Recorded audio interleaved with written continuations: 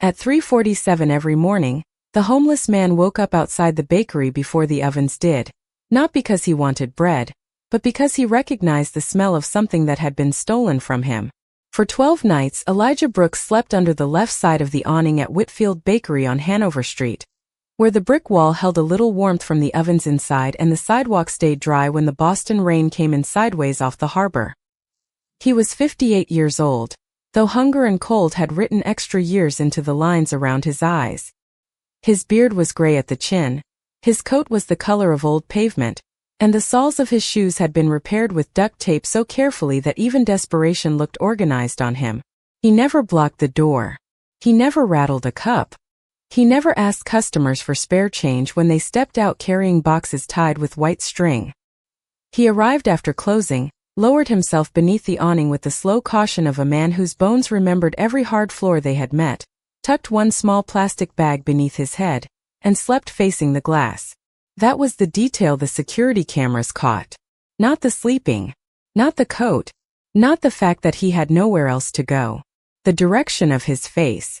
Every night, while the city forgot him, Elijah Brooks slept turned toward the bakery ovens like a man waiting for someone inside to answer a question. By the 12th morning, the staff had learned to step around him. A young cashier with tired brown eyes sometimes left a cup of black coffee near the door before her shift, pretending she had forgotten it there so he would not have to feel begged for. The assistant manager hated that. He said compassion looked bad on camera. He said customers paid $9 for almond croissants because they wanted comfort, not guilt. He said a man sleeping outside made the whole place feel unsafe, though Elijah had never raised his voice to anyone. That morning before sunrise, a black SUV rolled to the curb across the street. Marcus Whitfield sat in the back seat, one hand resting on a leather folder, the other wrapped around a paper cup of coffee he had not tasted. At 43, Marcus owned 31 bakeries, a frozen pastry line in major grocery stores, and a food company valued high enough that business magazines used words like visionary when they ran out of better ones. His stores smelled like butter, cinnamon, vanilla, and success. His office smelled like polished wood and contracts. He had not planned to visit this location himself. Men like Marcus had regional directors for problems, operations teams for complaints, legal departments for anything messy enough to become public. But 3 emails, 2 customer comments, and 1 photo posted online had landed on his desk before dawn. A homeless man outside the flagship bakery. 12 nights in a row. Brand risk. Customer discomfort. Remove immediately. Marcus came expecting a nuisance. Then he saw Elijah sit up. The street was still blue with early morning. Delivery trucks had not arrived. The first train had not yet rattled under the city. Inside the bakery behind the glass, a night baker in a white apron moved between steel tables, lifting covered bowls, checking trays, switching on the deck oven. Elijah did not look at the register. He did not look at the cash drawer. He did not look toward the rack where yesterday's unsold bread would soon be bagged for disposal. He looked straight at the back wall, where a narrow vent breathed warm air onto the sidewalk. His eyes closed. His shoulders lifted. He inhaled once, slow and deep. Then something passed over his face that Marcus could not name. Not hunger. Hunger was simpler. Not envy. Marcus had seen envy in boardrooms, in investors, in men who smiled too hard at what they wanted. This was grief with discipline around it. Elijah reached into the inside pocket of his coat and pulled out a folded paper, soft from years of being opened and closed. He held it carefully in both hands, smoothing it against his knee with his thumb. The security guard beside Marcus shifted in the driver's seat and said, "That's him. We can move him before the morning rush." Marcus did not answer. Through the tinted window, he watched the old man glance at the paper, then up at the bakery, then back down again. The paper was not a sign. It was not a letter asking for help. It was narrow, faded, and curled at the edges. A receipt. Marcus knew the shape immediately. His company printed thousands every day. They were disposable by design. Proof of a transaction meant to vanish in pockets, purses, trash cans, washing machines. But this one had survived inside a homeless man's coat like evidence. The guard opened his door. "Sir, I'll handle it." Marcus reached forward and caught the back of the seat. "Wait." At that exact moment the bakery door opened. The assistant manager stepped out first, wearing a clean gray sweater with the Whitfield logo stitched over his chest, and the impatient expression of a man who believed a uniform gave him authority over the sidewalk. Behind him came the young cashier, holding her apron in one hand, her face already worried. Two bakers paused near the glass. A delivery driver rolled a stack of empty trays from the alley and slowed down to watch. Mourning gathered around Elijah in witnesses. The assistant manager planted himself above him and said, "You can't keep sleeping here." Elijah folded the receipt once, then again, and tucked it back into his coat before looking up. His eyes were calm, but tired in a way no bed could fix. "I leave before you open," he said. "That's not the point. I don't bother your customers. You bother the image." The words hung there, colder than the air. The cashier looked down. One of the bakers looked away. Marcus stepped out of the SUV before he had decided to, his dress shoes touching the wet curb, his dark overcoat catching the pale morning light. No one noticed him at first. Not until the assistant manager reached toward Elijah's arm and Elijah rose on his own, slowly, with dignity so quiet it made the gesture unnecessary. As he stood, the old coat pulled open. The folded receipt slipped from the inner pocket, fluttered once, and landed face up on the damp sidewalk between them. Elijah froze. Not from fear. From the particular pain of seeing the only thing you have left fall where anyone can step on it. Marcus saw the printed letters before Elijah could bend down. Brooks & Son Bakery. Final sale. The date was old. The ink was nearly gone. But beneath it, in blue handwriting, there was one line still dark enough to read from where Marcus stood. "Save the starter. Bread remembers." Marcus stopped moving. The assistant manager started to speak, but Marcus lifted one hand, and the whole sidewalk seemed to lose its sound. The ovens hummed behind the glass. The city woke up around them. Elijah's hand hovered above the receipt, trembling just enough to betray what his face refused to show. And Marcus Whitfield, a billionaire who believed he knew every story behind every product his company sold, stared down at that ruined piece of paper and felt, for the first time in years, that something inside his empire had a name he had never been told. Elijah Brooks did not pick up the receipt quickly. He waited half a second longer than anyone expected, as if bending too fast would admit shame, and shame was one of the few things the street had not been able to take from him. Then he lowered himself with care, knees stiff from the cold, fingers closing around the damp paper before the moisture could reach the old ink. He did not look at Marcus. He did not look at the assistant manager. He tucked the receipt back into the inner pocket of his coat, pressed his palm over it once, and stepped away from the bakery entrance. Not toward the customers. Not toward the street with his hand out. Toward the alley, where the delivery trucks would soon arrive and where nobody important ever thought to look. "I told you I would be gone before opening," he said, and his voice was low enough that the city nearly swallowed it. Then he picked up his plastic bag, folded the thin blanket that had been under his shoulder, shook one corner free of grit, and placed it neatly under his arm. That was how Elijah moved through the world now. Carefully, quietly, leaving no evidence that he had needed anything. Marcus watched him walk away. And the thing that bothered him was not the coat or the shoes or the fact that the man had slept on concrete in 40-degree weather. It was the orderliness. The blanket folded square. The plastic bag tied with a bread twist instead of a dirty knot. The way Elijah stepped around a puddle. Not to protect his shoes, which were already beyond protecting, but to avoid splashing the young cashier's pant leg as she stood frozen near the doorway. Poverty had made him small in other people's eyes, but it had not made him careless. 7 blocks south, under the rusted green overpass near the service road, Elijah had what he called his corner. Not a home. He never used that word for concrete. A home had a door. A home had a stove. A home had a table where someone could leave a cup and expect to find it again. His corner had a strip of cardboard tucked behind a pillar, a shopping bag looped around a pipe above flood level, and a place where the wind broke just enough that a man could sleep without feeling the night press its full weight into his chest. He reached it at 5:22 in the morning, before commuters filled the sidewalk and before the city decided which faces deserved to be seen. A man in a blue mechanic's jacket was still asleep against the far wall. A woman with 2 rolling bags adjusted her scarf and nodded at Elijah without speaking. They knew each other the way people without addresses know each other, by routines, by disappearances, by whether someone left your things alone. Elijah set his blanket down, opened the plastic bag and checked every item inside. One pair of dry socks wrapped in a grocery sack. A toothbrush in a cracked travel case. A small composition notebook with the black cover curling at the corners. A pencil sharpened with a pocket knife until it was short enough to vanish in his fist. A folded photograph sealed inside a freezer bag. He took the photograph out last.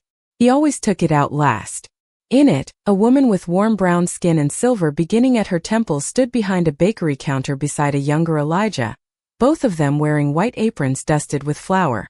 Between them was a boy of about 10, narrow shoulders, serious eyes, holding a tray of cinnamon rolls like it was something sacred. The sign behind them read Brooks and Son Bakery in red letters painted by hand. Elijah did not touch the woman's face in the picture. He had stopped doing that years ago when the corner of the image began to fade. Instead he looked at the boy. Still working on it, he whispered. He put the photograph away, then pulled out the notebook and wrote the way he wrote every morning after leaving Whitfield Bakery. Not diary words. Not feelings. Observations. Oven vent released at 3:44. Strong cinnamon top note. Butter content correct. Starter smell present but weakened. Industrial sourness underneath. Batch rushed. Proofing time shortened. Lacks patience. He paused over that last word. Patience. Ruth used to say bread punished people who lied about time. You could dress it up with sugar, glaze it, slice it clean, put it in a box with a gold sticker, but bread knew whether it had been rushed. Bread knew whether the person making it cared. Elijah closed the notebook when his stomach cramped. He had not eaten since the afternoon before, when a church volunteer near Tremont Street handed him a paper cup of soup and 2 saltine packets. He could have gone behind Whitfield Bakery at closing. He knew exactly when they threw out the unsold loaves. 10:17 most nights. Later on Fridays. He knew the pattern of the back door, the timing of the trash pickup, which bags held packaging and which held food. He had known since the 3rd night, but he had never opened those bags.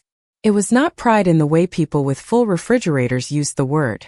It was something older and more stubborn. He had spent 30 years feeding people from the clean side of a counter. He could be hungry. He could be cold. He could be unseen. But he could not make himself tear into a bag behind a bakery that smelled like his wife's hands. So he walked instead to St. Bartholomew's basement, where breakfast was served from 6:30 to 8, and where no one asked for a story in exchange for oatmeal. The line curved down the block by the time Elijah arrived. Men with backpacks. Women in winter coats too thin for the season. A young father holding the hand of a little girl in pink sneakers. A veteran Elijah recognized by his limp. A teenage boy pretending he was not scared. Elijah took his place at the end, when a volunteer came out with a clipboard and said they might run short before everyone got served. The line tightened with the quiet panic of people calculating hunger. Elijah looked at the little girl in pink sneakers, then at the father trying to make one granola bar look like breakfast for 2. When the volunteer reached Elijah, he stepped out of line. "You can take my spot," he told the father. The man looked at him, embarrassed and grateful at the same. Malcolm Whitaker did not shop at discount grocery stores anymore, not because he believed himself above them, but because wealth had built invisible hallways around his life, and every hallway led him away from the places where ordinary people had to count. His groceries arrived in paper bags with his name printed on a white label. His dry cleaning appeared in his closet before he remembered sending it out. His car waited before he stepped outside. His calendar told him where to stand, who to shake hands with, when to smile and when to leave. At 52 years old, Malcolm owned Whitaker Market Group, a chain of 186 grocery stores spread across Georgia, Alabama, South Carolina, and Tennessee. The company had begun with one small neighborhood market his father opened in Savannah in 1989, a narrow building with 2 registers, a butcher counter, and a hand-painted sign that promised fair prices for working families. Malcolm still kept a photograph of that first store in his office, though most days he walked past it without looking. The company was no longer a neighborhood market. It was a machine. It had regional directors, pricing analysts, loss prevention teams, private label contracts, delivery partnerships, wage models, customer behavior reports, and an executive board that could turn a mother choosing between cough medicine and dinner into a number on a quarterly slide. That was the system Malcolm had built. Not with cruelty, not with hatred, with efficiency. That was what made it harder to face. Cruel men could be dismissed. Efficient men were praised. His office sat on the 34th floor of a glass tower in downtown Atlanta, where the windows looked out over the city like nothing below could touch him. Inside, everything was quiet. Walnut desk, soft leather, chairs, a framed magazine cover calling him one of the most disciplined black business leaders in the South. On the credenza behind him sat 3 awards for community investment, 2 photographs from charity galas, and a silver shovel from the groundbreaking ceremony of a new fulfillment center outside Macon. People saw those objects and believed they understood him. They did not see the old receipt folded inside the top drawer of his desk. They did not see the faded paper from a pharmacy in Savannah, dated 28 years earlier, when his mother had placed blood pressure medication back on the counter because the total was $11 more than she had.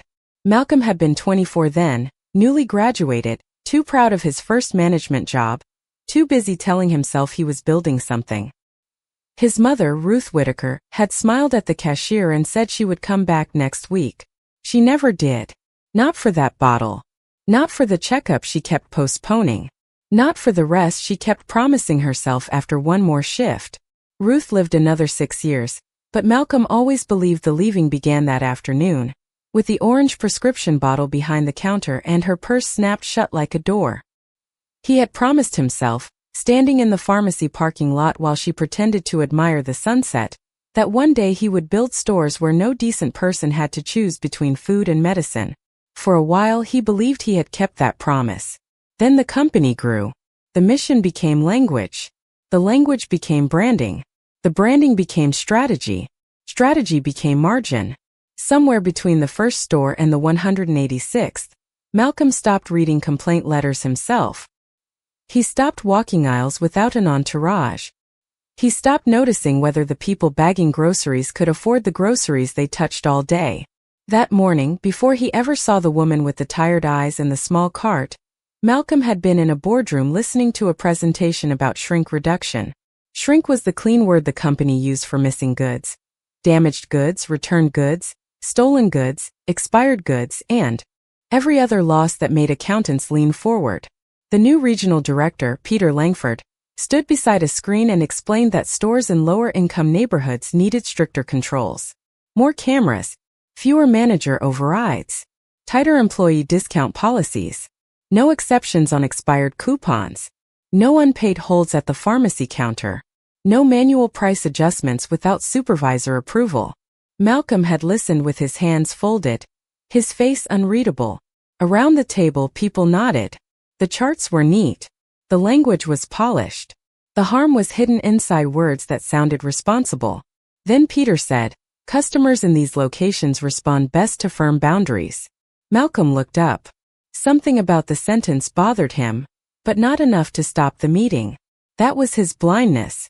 He could sense the wrongness and still let it pass because the room was expensive, the coffee was fresh, and the people around him had learned how to make indifference sound like discipline. After the meeting, his assistant reminded him that the company was filming a short community message at Store 17 on Campbellton Road. The marketing team wanted him in a real aisle, holding a basket, speaking about affordability and trust. Malcolm almost canceled.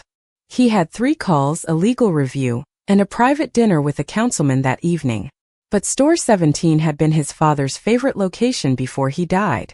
It served a neighborhood where grandmothers still bought collard greens by feel, where bus riders checked the time while standing in checkout lines, where mothers came after night shifts with children half asleep against their shoulders. So Malcolm went. Not for truth. For optics. He arrived in a black sedan at 4:15 in the afternoon, wearing a navy suit that cost more than one cashier made in 2 weeks. The store manager met him near the entrance with a nervous smile and a folder of talking points. The camera crew was late. The district supervisor was flustered. A young employee hurried past carrying a mop bucket, eyes lowered, as if important men changed the gravity of a room.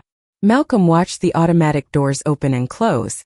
Customers moved around him without knowing who he was. That should have humbled him. Instead, at first it unsettled him. He was used to being recognized in places built for recognition. Here he was just another man standing near the carts. Then he heard coins hit a counter. Not a handful. Many. One after another. The sound was small, but it crossed the store with the sharpness of memory. Malcolm turned before he understood why. At register 4, a woman stood with her shoulders straight and her chin lifted, trying to make dignity out of a moment designed to take it from her. A child's medicine bottle sat near the scanner. A loaf of bread. A carton of eggs. A small pack of diapers. A bag of apples with a discount sticker curling at one corner. No prepared meals. No coffee. No flowers. Nothing careless. Nothing for comfort. The cashier looked tired. The line behind her looked impatient. The woman kept counting. Malcolm felt the old receipt in his desk as if it had burned through 34 floors of glass and landed in his palm. He did not know her name yet. He did not know about the motel key in her pocket, or the pay stub folded behind her identification card, or the letter that had made her hands shake before she entered the store. He only knew that the sound of those coins had opened a door in him that money had spent years trying to lock. And for the first time in a long time, Malcolm Whitaker was not looking at a customer. He was looking at a promise he had broken. The cashier at register 4 was named Denise, and she had been standing on her feet since 7 that morning with one 15-minute break and a headache pressing behind her right eye. She was not cruel. That was the first thing Malcolm noticed when he stepped closer.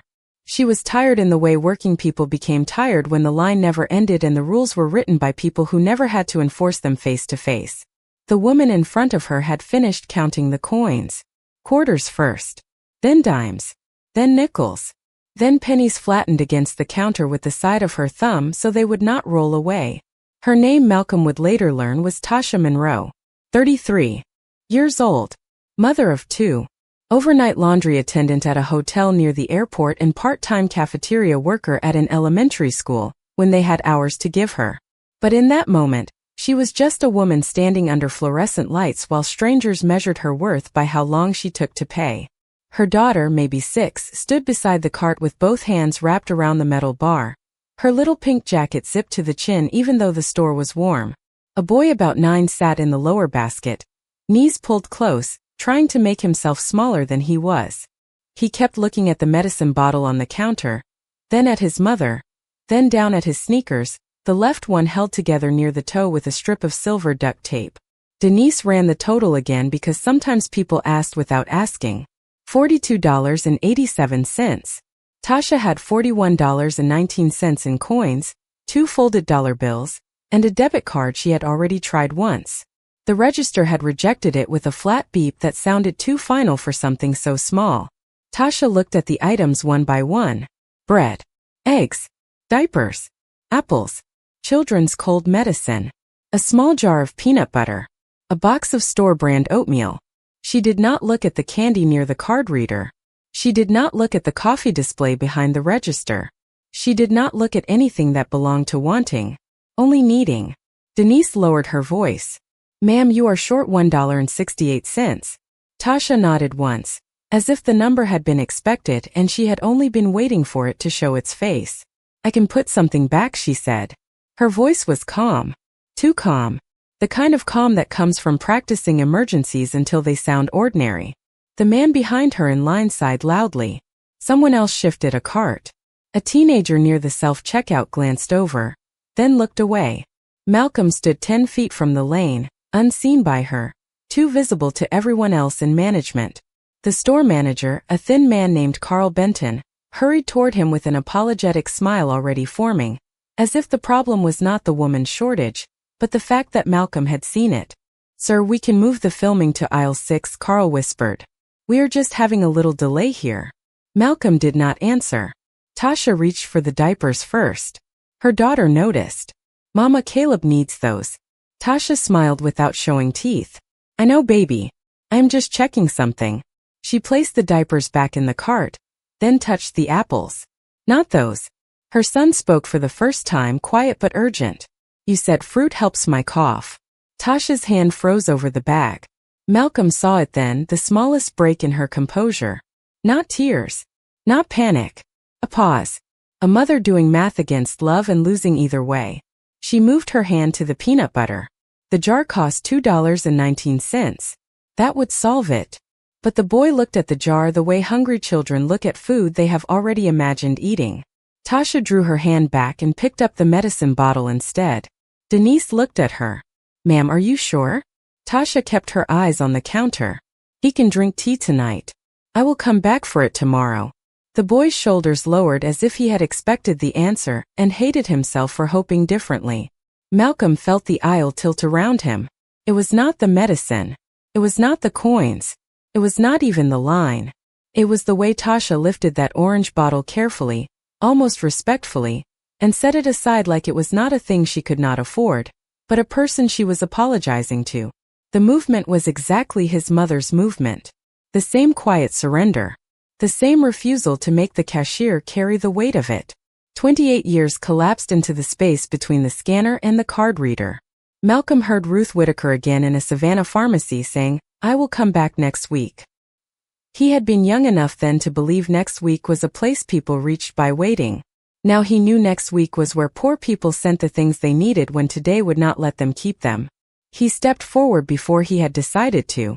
Carl touched his sleeve lightly, nervous. "Mr. Whitaker, we can handle this." That sentence, more than anything, stopped Malcolm cold. We can handle this. As if Tasha was an incident. As if hunger was a disruption. As if a child's medicine could be managed by moving the owner of the company to another aisle, where the cameras would not capture the truth. Tasha heard the name. Not the full meaning of it, not yet, but enough to make her glance back. Her eyes met Malcolm's for 1 second. Brown eyes. Exhausted. Alert. Proud in a way that did not ask permission to exist. She saw the suit first, then the manager beside him, then the camera crew waiting near the produce section with their equipment cases. Her face changed. Not softened. Not pleaded. It closed. "Please do not," she said. Malcolm did not understand at first. "Do not what?" Tasha turned back to the cashier and picked up the medicine bottle again, holding it out. "Take this off, please. I am not going to be used for somebody's commercial." The words were not loud, but they cut through the lane cleanly. Denise stopped moving. Carl's smile disappeared. The man behind Tasha muttered something under his breath, then went quiet when Malcolm looked in his direction. Malcolm felt heat rise beneath his collar. Not anger at her. Shame. Because she had seen him faster than he had seen himself. She had looked at his suit, the store manager, the cameras, and understood the machine around him before he had even admitted it was there. He reached into his jacket pocket. Tasha's hand tightened around the medicine. "I said no." Her voice trembled now, but only at the edge.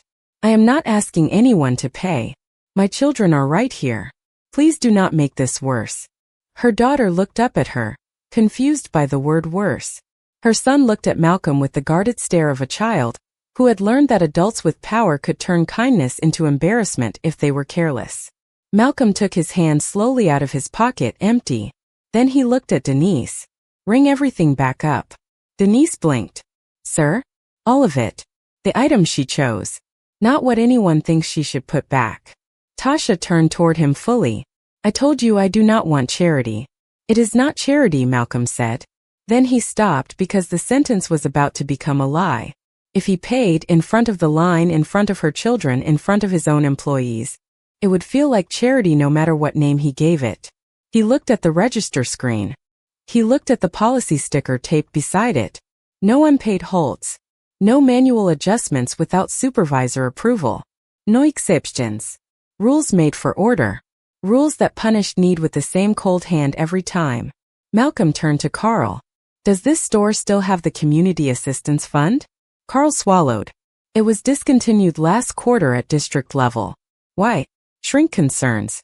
The words came out small. Peter Langford's language. The boardroom had followed him here and landed on this counter. Malcolm looked back at Tasha. She was still holding the medicine bottle. There was a white envelope sticking out of the side pocket of her worn canvas bag, creased from being opened and closed too many times. On the front, written in careful blue ink, were 3 words. Motel until Friday. Beneath it, a number had been crossed out and rewritten lower. Malcolm saw it only for a moment before she pushed it deeper into the bag. But the image stayed. Not because he understood it yet.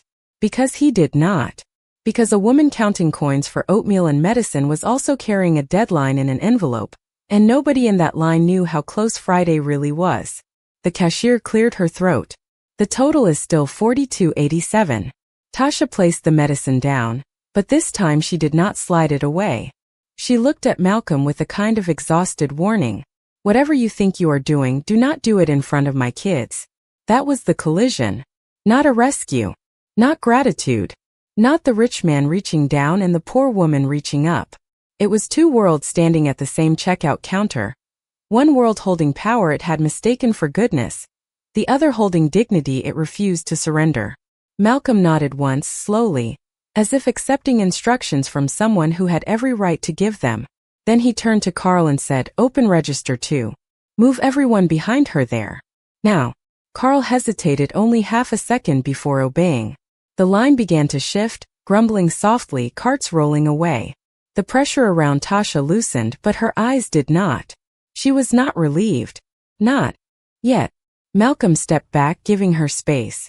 Denise waited, one hand near the keys. For a few seconds, only the scanner light moved, red and silent across the counter. Then Tasha reached into her bag, pulled out the white envelope, removed $1 bill from inside, and placed it beside the coins. Her fingers lingered on it as if she knew exactly what taking it from that envelope would cost somewhere else. She did not look at Malcolm when she spoke. "Add the medicine back. I will figure out Friday when Friday comes." Malcolm stared at the envelope. Motel until Friday. The crossed out number. The dollar removed from shelter to buy medicine. And in that instant he understood one thing clearly. The problem in front of him was not $1.68. It was a system that had forced a mother to borrow from tomorrow so her child could breathe tonight. Then the register beeped, the medicine slid across the scanner, and somewhere behind Malcolm, one of the cameras began recording without anyone telling it to. Malcolm did not follow Tasha Monroe out of the store. That was the first decent decision he made that afternoon. He wanted to. The impulse rose in him as soon as she took the receipt, gathered the bags, and guided her children toward the automatic doors with the careful speed of someone who had learned never to linger where she had been made visible. Her daughter carried the apples against her chest with both arms. Her son held the medicine bottle in one hand and the loaf of bread in the other like both were breakable. Tasha kept the white envelope pressed flat beneath her palm inside the side pocket of her bag. She did not look back. Not once. Malcolm stood beside register 4 while the doors opened, swallowed her into the gray light of the parking lot, and closed again with a soft mechanical sigh. Every part of him wanted to step outside, offer a ride, ask where the motel was, ask what Friday meant, ask why $1 had to be stolen from shelter to buy medicine. But her words were still standing between them. "Do not do it in front of my kids." So he stayed where he was. He let her leave with her dignity intact, even though doing nothing felt almost unbearable. The camera operator near Produce lowered his equipment slowly, as if he understood he had recorded something he had not been hired to capture. Carl Benton, the store manager, cleared his throat. "Mr. Whitaker, I am sorry about that." Malcolm turned his head. "About what?" Carl blinked. "The situation. The delay. We normally try to keep checkout moving smoother than that when corporate is visiting." The words landed badly. Malcolm looked at register 4. Denise was already helping the next customer, but her hands moved slower now. The coins had been swept into the drawer.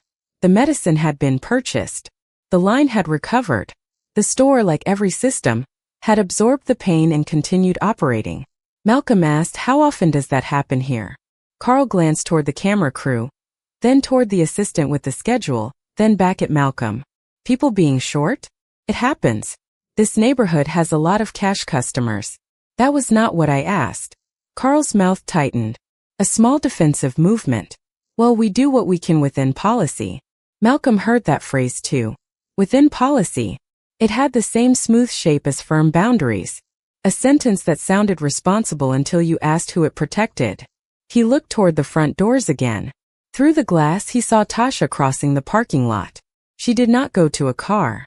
She walked past the first row, past the cart return, past the handicap spaces, past a dark pickup truck idling near the exit.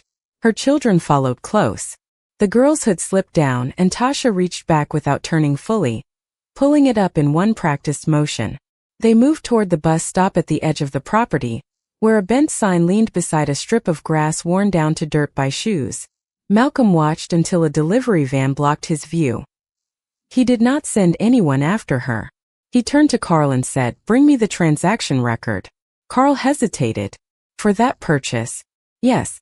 And the register exception log for the past 90 days. Carl's face changed again, not fear exactly but calculation. "Sir, that may take some time." "Then start with today." Carl nodded and moved toward the office near the customer service desk. Malcolm followed him, not fast, but with the kind of silence that made the district supervisor abandon the marketing schedule without being told. The store office was small, windowless, and smelled faintly of burned coffee and printer toner. A bulletin board hung above the desk with employee notices pinned crookedly. Break schedules. Safety reminders. A faded flyer about the company hardship fund with the words program pause stamped across it in red. Malcolm stopped in front of it. The flyer showed a smiling employee holding grocery bags beside a slogan about neighbors helping neighbors. He remembered approving that slogan 6 years earlier. He did not remember approving the pause. When did this stop? Carl stood behind the desk, logging into the point-of-sale system. Last quarter. District instruction. Funds were being abused in some locations. By abused you mean used. Carl did not answer. The printer began to chatter. Malcolm took the first receipt from Carl's hand. The transaction had a timestamp. 4:27 in the afternoon. Register for. Cash tendered. Store card discount applied. Items listed in black ink. Oatmeal. Eggs. Apples. Diapers. Bread. Peanut butter. Pediatric cold medicine. No meat. No milk. No adult food. Nothing that could be called waste. At the bottom the total sat like a verdict. $42.87. Malcolm read it twice, though there was nothing complicated about it. Then he noticed the cashier note printed beneath the transaction. Customer short before final tender. Item removal attempted. Manager override not used. He looked up. Why was no override used? Carl shifted his weight. The total was only short by $1.68 after she put the first item aside. The customer chose to pay. That is not an answer. Carl exhaled through his nose. Overrides are tracked. Too many affect store performance. Denise knows that. All cashiers know that. We have been told to reduce discretionary adjustments. Malcolm folded the receipt carefully once, then again. The act kept his hands busy. It also kept him from speaking too quickly. Who told you? District. Peter Langford's office. There it was again. Not a villain with a raised voice. Not a monster behind a desk. A chain of instructions passed from room to room until it reached a mother at a checkout counter and took medicine from her child. Malcolm asked for the register video. Carl's eyes lifted. Sir? You have cameras over the lanes. Pull the last 15 minutes. Carl looked uncomfortable. We can, but security footage is usually for loss prevention. Today it is for truth. Pull it. While Carl called the loss prevention supervisor, Malcolm stepped out of the office and stood near customer service. He could still see the bus stop through the front windows. Tasha and her children were there now. The boy sat on the bench with the grocery bags at his feet. The girl leaned against her mother's side. Tasha stood, not sat, watching the road. Malcolm checked the time. 4:43. The air outside looked cold enough to make breath visible. Cars moved in and out of the lot, engines humming, turn signals blinking, people loading trunks with bags they would forget about by dinner. At the bus stop, the Monroe family waited with every purchase they could carry and one envelope lighter than it had been 10 minutes earlier. His assistant, Elaine Porter, approached with her tablet held against her chest. Elaine had worked for Malcolm for 9 years. She knew when to speak and when silence had become permission. The film crew is asking whether they should reset in aisle 6. Malcolm almost laughed, but there was no humor in him. Send them home. Pay them for the full day. And get me Peter Langford on the phone. Elaine's eyebrows moved slightly. Now. She made the call. Malcolm kept his eyes on the bus stop. The phone rang 3 times before Peter answered with the bright confidence of a man who had never been poor in public. Mr. Whitaker, I heard you were visiting store 17 today. Hope the team is giving you what you need. They are giving me more than that, Malcolm said. I am looking at a discontinued community assistance fund, restricted cashier overrides, and a policy environment that forces employees to watch customers remove medicine from their baskets over less than $2. A pause. Then Peter's voice returned smoother. I understand how that sounds in isolation, but the data has been clear. Small exceptions compound. We have seen significant leakage in several urban stores. Leakage. Malcolm repeated the word softly. On the other side of the glass, Tasha shifted one grocery bag from her left hand to her right. Her son coughed into his sleeve. Peter kept talking. We are not trying to be insensitive. We are protecting operational discipline. These stores already run tight margins, and when you allow emotional decisions at the register, you create inconsistency. Customers learn which cashiers bend. Staff lose control. It becomes a culture issue. Malcolm watched Tasha bend down and adjust her daughter's shoelace. The child stood still, trusting the hands that held the knot.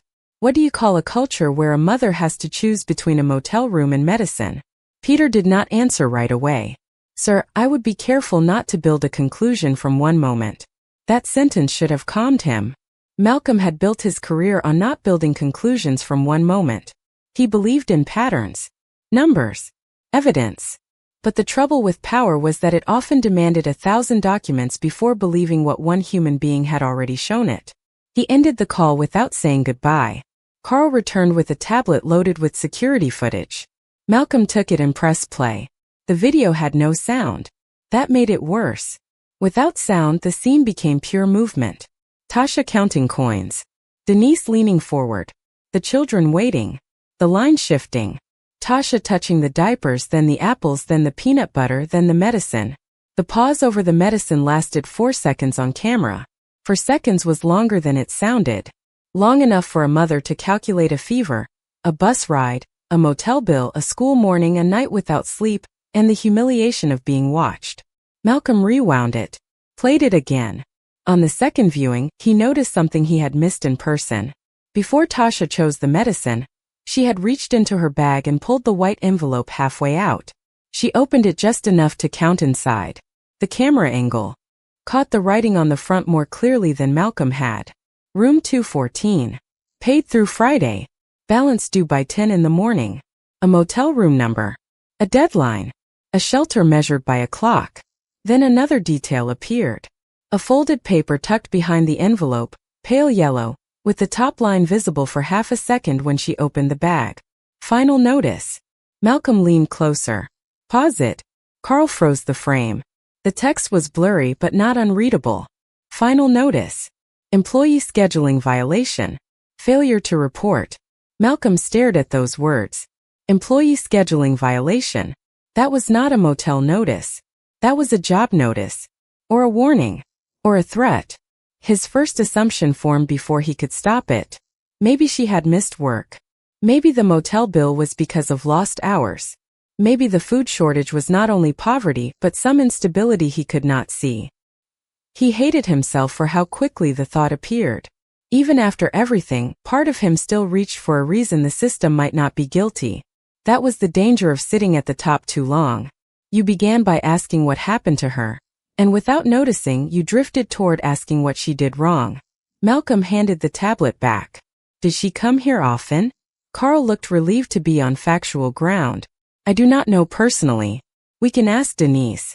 They walked back to register 4 after the rush thinned. Denise looked nervous when she saw them. Malcolm softened his voice. You are not in trouble. I need to ask about the customer who was just here. Denise glanced toward Carl before answering. Miss Tasha? You know her? Not like friends. She comes in maybe twice a week.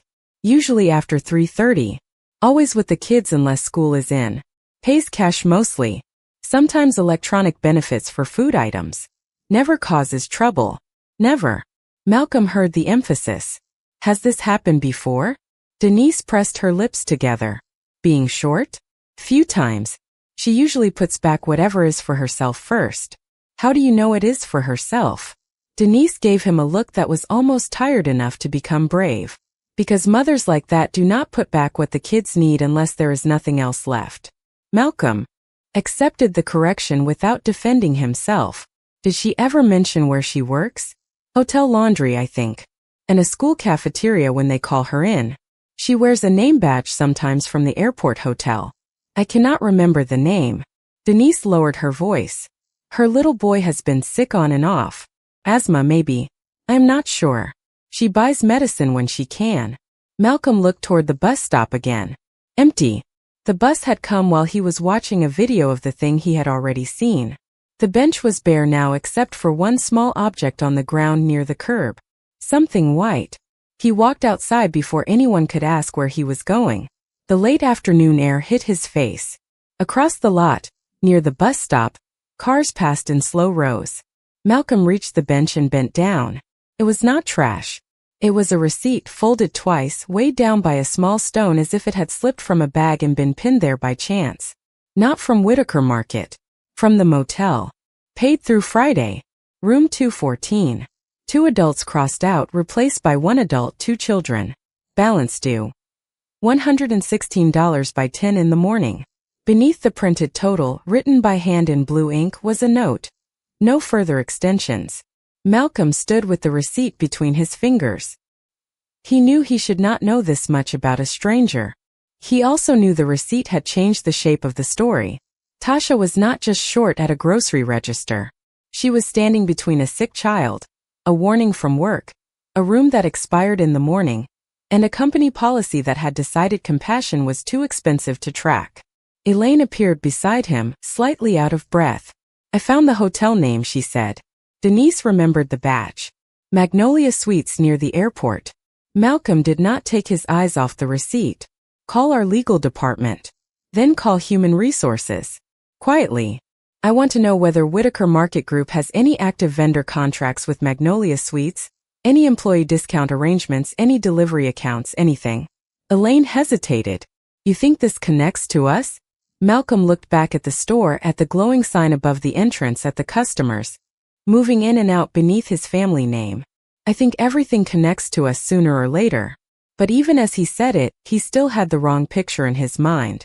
He thought he was investigating a store policy, a motel bill, and maybe an employer who had cut a poor woman's hours. He had not yet seen the name on the final notice. He had not yet learned who signed it. He had not yet understood that the same man who taught his stores to stop making exceptions had already reached into Tasha Monroe's life once before. For now, all Malcolm had was a receipt, a paused video, a sick child's medicine, and a feeling he could not shake. The feeling that he was not uncovering a coincidence. He was standing at the edge of a pattern. Tasha Monroe had not always lived out of envelopes. Before every dollar had a destination written on it, before motel receipts became calendars, before her children learned the difference between food money and room money without anyone teaching them, she had a kitchen table of her own. It was not a beautiful table. The legs wobbled if someone leaned too hard on the left side, and one corner had a burn mark shaped like a half moon from a pan she had set down too quickly 3 Thanksgivings ago. But it was hers. It sat in a 2-bedroom apartment on the 2nd floor of a brick building in East Point, 12 minutes from the elementary school where Caleb was learning multiplication and 6 minutes from the daycare where Nia kept losing her hair bows. The apartment had beige carpet, thin walls, and a stove with one burner that clicked for almost a full minute before catching. Tasha loved that stove. She loved the bathroom window that stuck in the summer, the hallway closet that smelled faintly of detergent, the balcony just wide enough for 2 folding chairs and a plastic pot of basil that Caleb had brought home from school in a paper cup. Poor people are not always dreaming of mansions. Sometimes they are dreaming of keeping the cracked place where their children know where the light switch is in the dark. Tasha worked then the way she worked now, with her whole body. 4 nights a week at Magnolia Suites near Hartsfield-Jackson, Atlanta. International Airport, sorting sheets, towels, stained pillowcases, and banquet linens in a windowless laundry room where the machines roared so loudly the women learned to speak with their eyebrows. 3 mornings a week at Dunbar Elementary, serving breakfast trays before the first bell and wiping spilled milk off cafeteria tables with a blue rag tucked into her apron string. It was not easy, but it was a rhythm. Hotel from 7 at night to 3 in the morning. Bus home. Sleep while the children slept.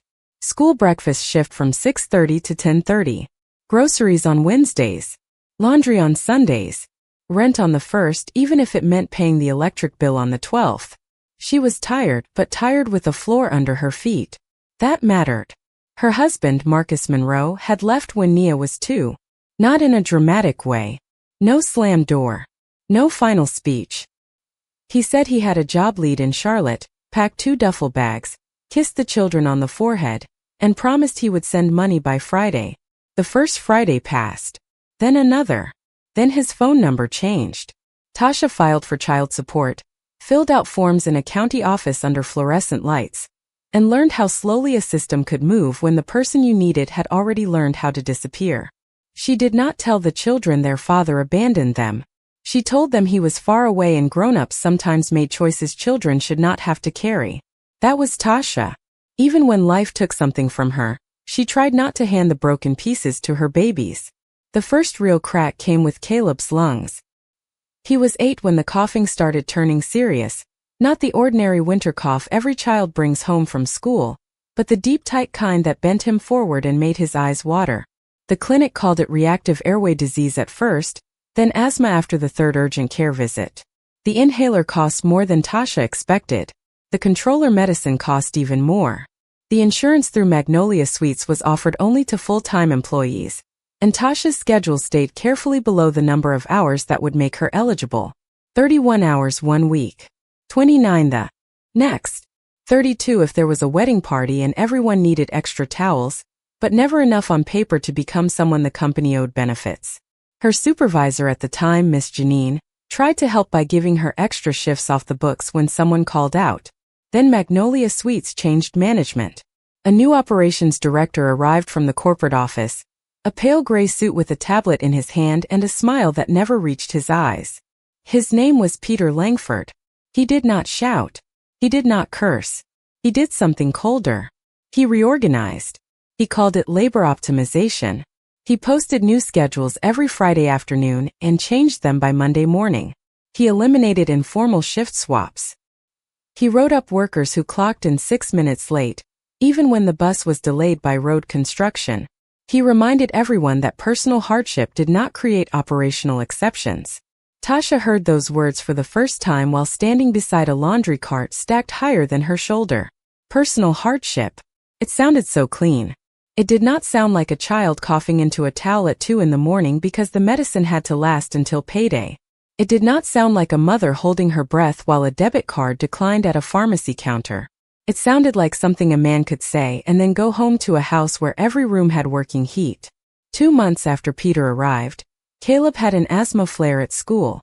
Dunbar Elementary called Tasha while she was at Magnolia Suites, wrist deep in wet sheets. She asked her floor lead if she could leave early. The floor lead said yes because she had a heart. Peter said no because the schedule did not. Tasha left anyway.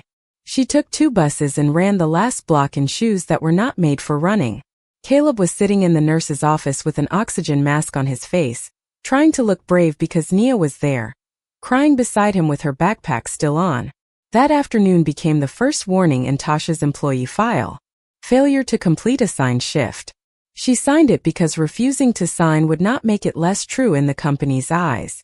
Under comments, she wrote 4 words in careful blue ink. My son could not breathe. She kept her copy.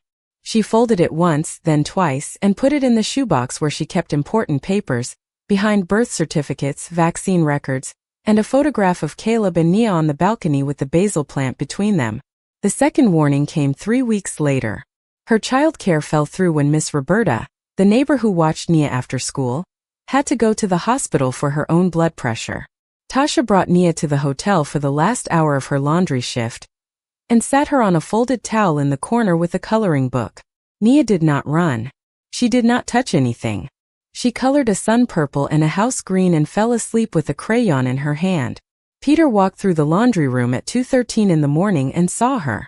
The next day, Tasha received a written violation for unauthorized minor on premises. She wanted to tell him there was no one else. She wanted to ask whether he preferred a 6-year-old alone in an apartment. She wanted to say that every rule in that building had been written by someone who assumed mothers had backup. Instead, she signed the paper. Under comments, she wrote, "No child care available. Child remains seated." She kept that copy too. Not because she thought it would save her. Because paper was the only witness poor people could afford. The third warning was the one that broke the floor beneath them. A storm hit Atlanta on a Thursday evening, heavy rain flooding streets and slowing buses across the south side. Tasha called Magnolia Suites twice from the bus stop. No answer. She arrived 24 minutes late, soaked through her uniform, hair dripping onto the time clock. The laundry room was short-staffed, so she worked anyway. 7 hours and 36 minutes on her feet. At the end of the shift, Peter was waiting near the employee lockers with a folder. Attendance failure. Final notice. One more violation would mean termination. Tasha looked at the paper, then at the clock behind him. 3:16 in the morning. She had served that hotel through holidays, flu seasons, wedding weekends, plumbing leaks, broken machines, and guests who left rooms looking like they believed invisible people cleaned them. But in the file, she was becoming a problem. That same month, her landlord sold the East Point building to an investment company. The notice came taped to her door in a plastic sleeve. Renovations. Lease non-renewal. 30 days. The rent in nearby apartments had climbed past what her two jobs could hold. Application fees swallowed money and returned nothing. One complex denied her because her income was not 3 times the rent. Another because of an old medical collection from Caleb's first urgent care visit. A third said there was a wait list. By the last week, Tasha had packed their apartment into black garbage bags, cardboard boxes from the school cafeteria, and 3 plastic storage bins with cracked lids. Caleb carried the basil plant to the car of a church volunteer who helped move them. Nia carried the shoebox of papers because Tasha told her it was treasure. The motel was supposed to be temporary.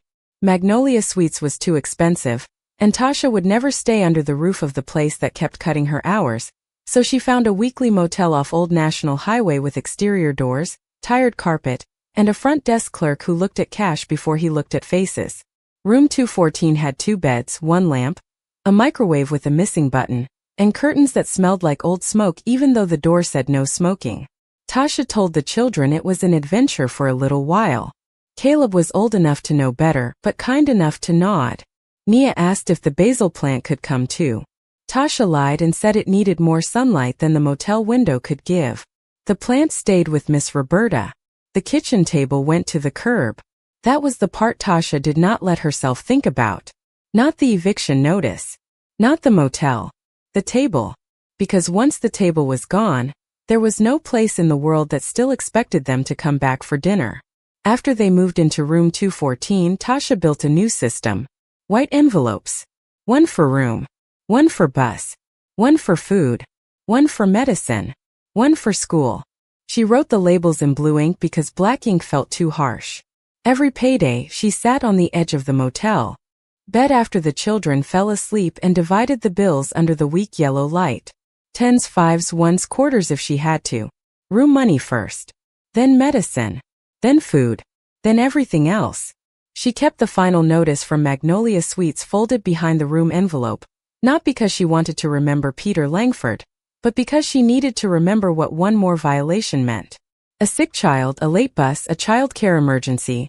Any ordinary disaster could end the job that paid for the room that kept them from sleeping in the bus station. That was how close the edge was. Not one terrible event. A chain of small unforgiving rules. The night before Malcolm saw her in the store, Caleb woke coughing at 1:37 in the morning. Tasha knew the time because she had been awake already, staring at the ceiling, calculating the motel balance due Friday. Caleb tried to say he was fine. He always tried to say he was fine. His shoulders worked too hard under the blanket. Tasha sat him up, gave him water, measured the last dose from an old bottle, and held the plastic cup to his mouth. Nia slept through it with one arm over her stuffed rabbit. The room heater clicked on and off. Outside, someone rolled a suitcase along the walkway. Tasha looked at the medicine bottle afterward and saw less than a spoonful clinging to the bottom. In the morning, she called the clinic. The earliest appointment was the following week. She called the pharmacy. The refill was not ready without a doctor's approval. She checked her bank balance. $3.12. She opened the white envelopes. Room had $116. Food had $27 and change. Bus had $6. Medicine had nothing.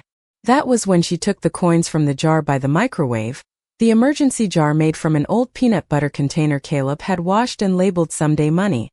Quarters from laundry change. Dimes found under motel beds. Pennies Nia picked up from sidewalks because she believed coins were lucky if they were face up. Tasha poured them onto the bedspread and counted while the children watched cartoons with the volume low. She did not cry. Counting does not leave room for crying. She placed the coins in a plastic sandwich bag, folded the motel envelope into her purse, tucked the final notice behind it, and told the children they were going to the store before the evening bus got crowded. That was how she reached Register 4. Not because she was careless. Not because she did not work. Not because she failed to plan. She reached it because the math had been bleeding for months and everyone with power kept calling the bleeding a policy. Later that evening, after the bus dropped them near Old National Highway, Tasha walked the children back to room 214 with the grocery bags cutting red lines into her fingers. The motel sign buzzed above them, 2 letters dark. Caleb carried the medicine without swinging his arm, careful as a church usher with a candle. Nia held the apples. Inside the room, Tasha set everything on the small round table by the window. Not a kitchen table. Not really. Just a motel table with one short leg and a laminated top peeling at the edge. Still, she lined up the groceries like a promise. Bread, eggs, oatmeal, peanut butter, apples, medicine. Then she opened the white envelope and counted what was left. $115. She needed 116 by 10 in the morning. $1 missing should not be enough to threaten a family. But in Tasha's life, $1 could stand between inside and outside. She looked at the final notice from Magnolia Sweets, unfolded it, and smoothed the creases with her thumb. At the bottom, Peter Langford's signature sat sharp and neat, the ink printed rather than written. Underneath it were her own 4 words from the first warning, copied in the employee statement section. My son could not breathe. She stared at that sentence for a long time. It was the truest thing in the file. It was also the thing the file had ignored. She folded the notice again, placed it behind the motel receipt, and slid both papers back into the envelope. Caleb swallowed his medicine and leaned against her side. Nia climbed onto the bed and asked if they could have apples for dinner, because apples sounded fancy when you sliced them. Tasha smiled, took the motel room key from her pocket, and placed it on the table beside the envelope. The key was attached to a plastic tag with the number 214 scratched so deeply the white showed through the black. That key was the only proof they had a door. The envelope was the proof that the door could disappear. And neither Tasha nor Malcolm knew yet that by morning, both of those proofs would be in the hands of a man who had spent years believing policy was neutral, until a mother's handwriting showed him exactly who neutrality had been crushing. Friday morning arrived in room 214 before the sun did. It came as the buzz of the motel sign outside the curtains, the rattle of a suitcase while passing along the upper walkway, the cough Caleb tried to bury under his blanket so his mother would not hear it. Tasha heard it anyway. Mothers hear the sounds children try to hide. She opened her eyes at 5:12 and stayed still for 2 seconds, the way she always did now, letting the room tell her what kind of day it would be before she moved. The heater was working. That was good.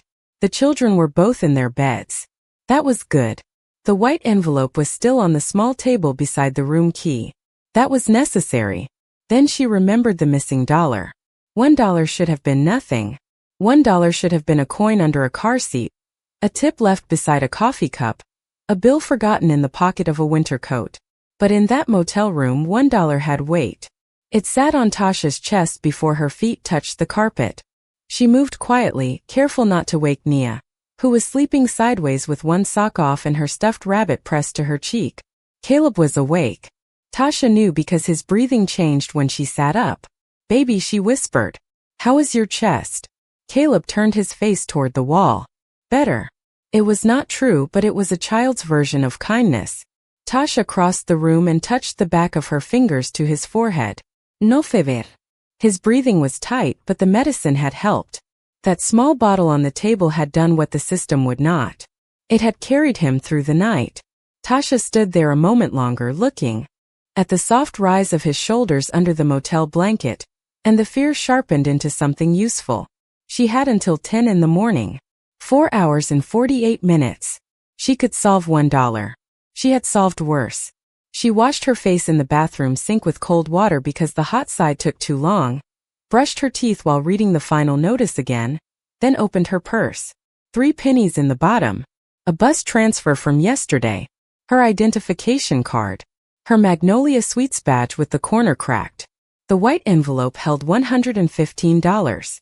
Room due by 10. No further extensions.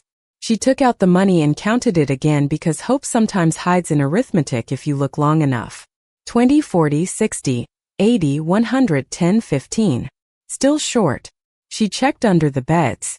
A gum wrapper. A missing purple crayon. 1 dime. She checked the pocket of Caleb's jeans from yesterday and found 2 nickels. Nia's jacket held 1 penny and a sticker from school with a smiling star on it. The emergency jar was empty except for the smell of peanut butter and metal. By 5:41, Tasha had $115.24. The motel did not take 24 cents as mercy. At 6:15 she woke the children. No panique. That was the rule. You did not hand children fear unless there was something they could do with it. She sliced 1 apple into thin wedges, spread a little peanut butter on 2 pieces of bread, and called it breakfast like she had planned it. Nia sat on the edge of the bed swinging her legs. Are we staying here tonight, Mama? Tasha kept her eyes on the plastic knife. That is the plan. Caleb looked at the white envelope, then looked away. He knew what that sentence meant. Nia did not. Not yet. Tasha put Caleb's medicine in her bag, along with the final notice, the motel receipt, and the room key. She did not like carrying the room key out. It felt like taking the only proof of shelter into a world that might lose it. But if the front desk asked for payment, she needed the key with her. At 7 o'clock, she walked the children to the bus stop for school, holding Nia's hand and watching Caleb's breathing with the corner of her eye.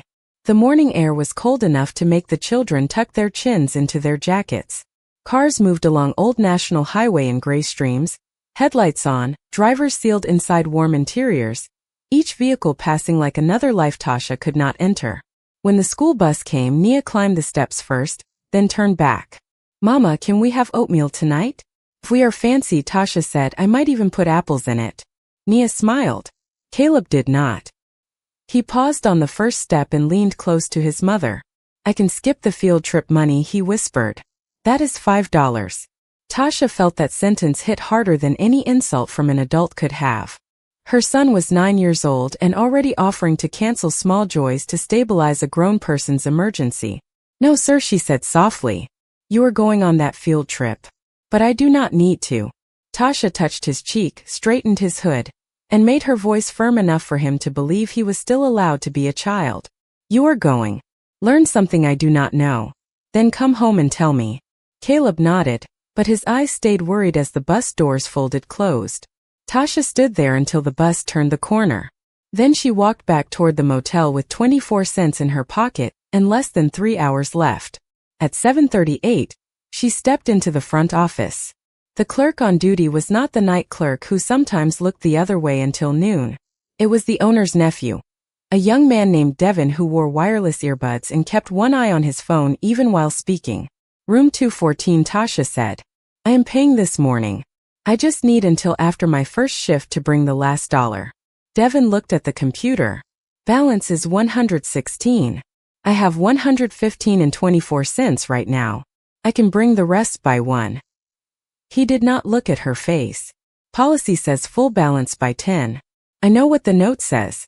I am asking for 3 hours. He tapped the keyboard as if the answer might change if he pressed the keys hard enough. We are booked for the weekend. Football tournament. Rates go up. Today. If you do not pay by 10, the room opens. Tasha looked at the counter between them. There was a small dish of mints beside the register. Wrapped mints, red and white, free for anyone who had already paid for something. She stared at those mints because looking at Devin too long would make her say something that would not help. My children's school bus drops them here at 3:40. All of their things are in that room. Then you should pay before 10. The sentence was not loud. Did not need to be. It was the kind of sentence that carried the whole building behind it. Tasha placed the money back in the envelope. Not because she had changed her mind, but because paying without the full amount would not hold the room, and she could not risk losing both the cash and the shelter. As she turned to leave, Devon added, housekeeping starts at 10:30 on unpaid rooms. Make sure your belongings are packed if you cannot cover it. Tasha stopped with her hand on the door. The word belongings sounded too large for what they had. 2 bags of clothes, a shoebox of papers, Nia's stuffed rabbit, Caleb's school project, the motel key, the last piece of a life that had already been reduced too many times. She walked back to room 214 and stood in the doorway without entering. For one dangerous second, she wanted to sit on the floor and let the day happen to her. Then Caleb's voice came back. I can skip the field trip money. That pulled her upright. No, not this. Not today. She changed into her Magnolia Suites uniform, navy shirt, black pants, name badge clipped straight. The shirt was faded at the collar, but she smoothed it like it was a suit. She placed the motel envelope inside her bag, then hesitated and took out the final notice. She read Peter Langford's signature again. One more violation would mean termination. Today, she was scheduled at Magnolia Suites from 8:30 to 2. If she worked until 2, she could ask Miss Janine for the $1, maybe $2, maybe bus fare, and still get back before the children. But the motel needed payment by 10. If she went to work first, she might lose the room. If she stayed to protect the room, she might lose the job. The trap was perfect because every choice looked irresponsible from the outside. At 8:12, Tasha locked room 214 and walked to the bus stop. She called Magnolia Suites from the cracked phone in her hand. The laundry office rang 7 times. No answer.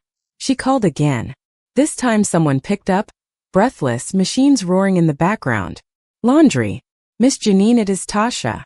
I am on my way, but I have a motel payment issue. I might need to step out at 10 for 30 minutes and come back. Baby, Miss Janine said, her voice lowering, Peter is here today. Corporate walkthrough. He already asked who was scheduled. Tasha closed her eyes. I cannot lose the room. I know. But he is watching time cards this week.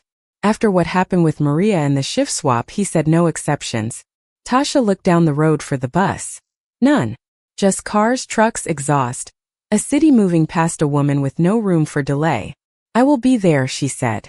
She hung up before Miss Janine could tell her to be careful, because careful had become a luxury word. The bus arrived late. 8:29. Tasha stood in the aisle because every seat was full, one hand gripping the pole, the other pressed over her bag where the envelope sat. At every stop, the minutes fell away. 8:42. 8:56. 9:04. Her phone buzzed once. Unknown number. She almost ignored it, then answered because mothers and poor people answer unknown numbers. Miss Monroe? This is Dunbar Elementary. Her heart moved before the words continued. Caleb is in the nurse's office. His breathing is a little tight. He says he used his medicine last night, but he does not have an inhaler here. We are monitoring him.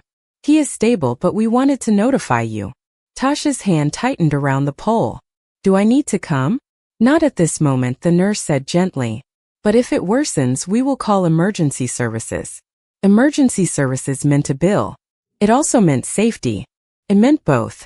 That was how poverty made even help feel frightening.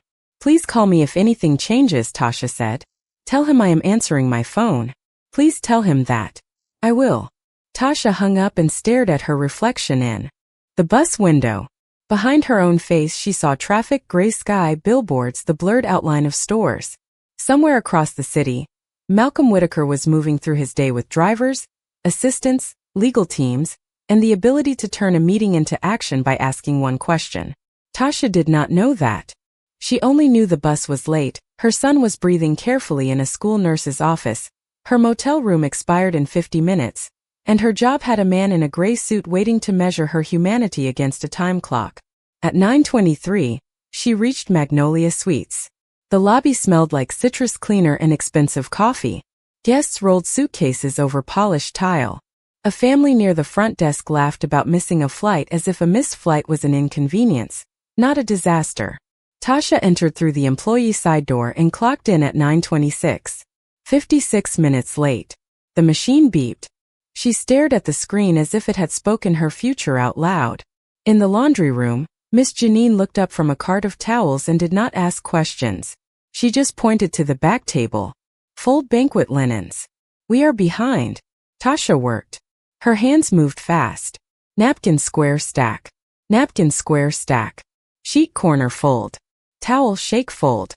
The machines roared around her, hot air pressing against her skin. Every few minutes she checked the clock. 9:38. 9:46. 9:51. At 9:53 her phone buzzed again. The motel. She stepped into the hallway and answered. Room 214, Devon said. Payment due in 7 minutes. I am at work. I can bring it at 2:30. Then the room will be released. My children's things are inside. You have until 10:30 to remove them. After that, housekeeping bags items left in unpaid rooms. Tasha's voice dropped. Please do not touch my children's things. Then pay the balance. The call ended. For a moment, the hallway went silent even though the laundry room was still roaring. Tasha walked back in and looked at Miss Janine. I have to go. Miss Janine's face folded with worry. Tasha, I have to. My room. The kids. Miss Janine reached into her apron pocket and pulled out a crumpled $5 bill. Take it. Go now. Tasha looked at the money. Relief came so fast it almost knocked her down. Thank you. I will bring it back Friday. Do not worry about bringing it back. Just go. Tasha took the $5, grabbed her bag and turned toward the time clock. That was when Peter Langford walked into the laundry room. Gray suit. Tablet. Smooth face. Behind him were 2 hotel managers and a woman from corporate human resources. His eyes went first to Tasha's bag, then to the clock, then to her name badge. Miss Monroe. Leaving already? Tasha held the strap of her bag. I have an emergency with my housing. I will come back and finish the shift. Peter glanced at the tablet. You arrived late. Now you are leaving less than an hour later. My children's room is about to be released. He tilted his head as if the word children belonged to another department. You are on a final notice. You understand that? Yes. Then you understand leaving your assigned shift will trigger termination review. Miss Janine stepped forward. Mr. Langford, she just needs to pay a motel bill. She will be back. Peter did not look at her. This is exactly why we have policies. Tasha felt the $5 bill sweating in her palm. She thought of Caleb in the nurse's office. Nia's stuffed rabbit on the motel bed. The shoebox under the table. The room key in her purse. The impossible shape of the day tightened around her. I am not choosing between my job and my children's bed, she said. Peter's expression did not change. That is your decision. Tasha nodded once. Not because she accepted it.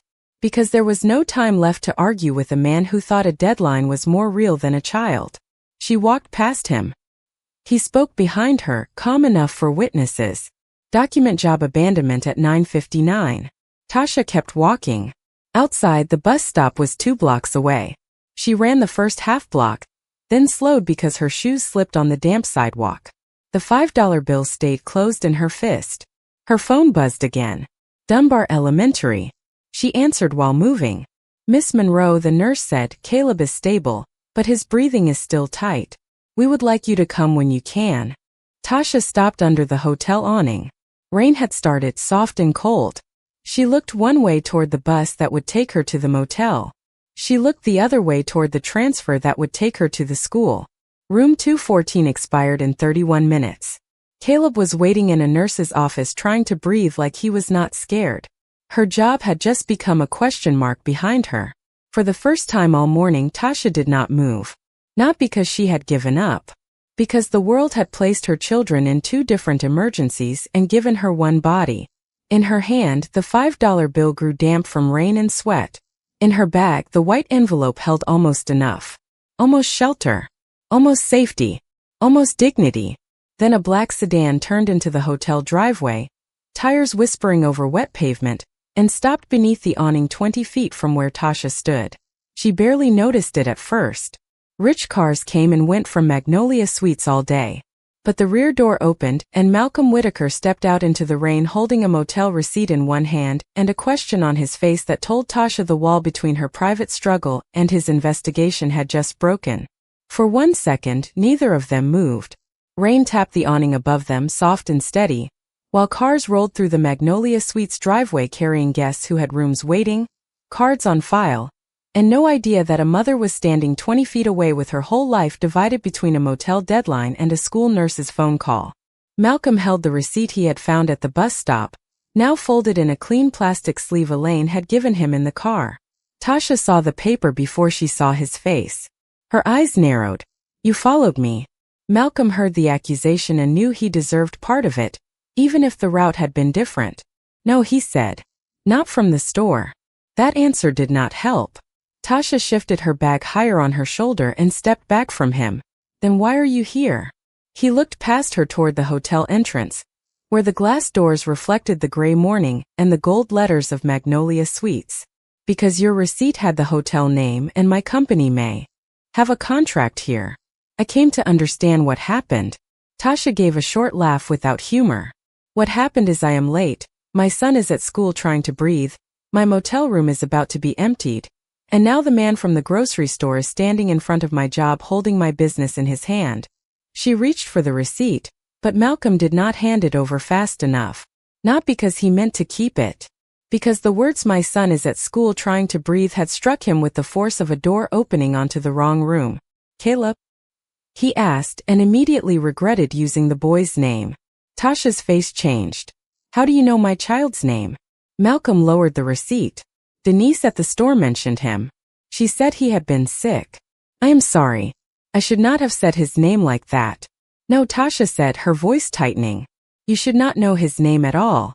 The sentence was fair. Clean. Undeniable. Malcolm stood there in his navy overcoat, rain beating on his shoulders, feeling the full ugliness of power that could learn intimate details about a struggling woman by simply asking people around her. He had told himself he was investigating a system. To Tasha it felt like being surrounded. She turned to leave, but a voice from behind the glass doors stopped her. "Miss Monroe." Peter Langford stood in the hotel lobby, visible through the doors, tablet tucked under one arm, face composed into the professional calm of a man who preferred conflict with witnesses. He stepped outside under the awning with the two managers behind him. His eyes moved from Tasha to Malcolm, then to the black sedan, then back to Malcolm's face. Recognition came slowly, then all at once. "Mr. Whitaker." Malcolm watched the name pass through Peter like a current. The gray suit straightened. The chin lifted. The voice warmed. "I did not realize you were visiting Magnolia today. I would have arranged a proper walkthrough." Tasha looked between them. The air shifted around her. This was not a stranger speaking to another stranger. This was a chain revealing one more link. Malcolm did not return the smile. "You know me." "Of course." Peter extended a hand. "Peter Langford. Regional Operations Consultant. I worked on cost discipline for several of your market locations last quarter before taking this interim role here. We have met twice briefly. Leadership Conference. Birmingham." Malcolm looked at the hand and did not take it. "I remember your presentation." Peter's smile held but tightened at the corners. Tasha's eyes dropped to the tablet under his arm. Then to Malcolm. Then to Peter. The pieces were not fully connected yet, but they were close enough to make her step backward again. "So you two work together?" Peter answered before Malcolm could. "Our industries overlap, but I would not want to overstate it. Mr. Whitaker is one of the most respected retail leaders in the region." Tasha stared at Malcolm.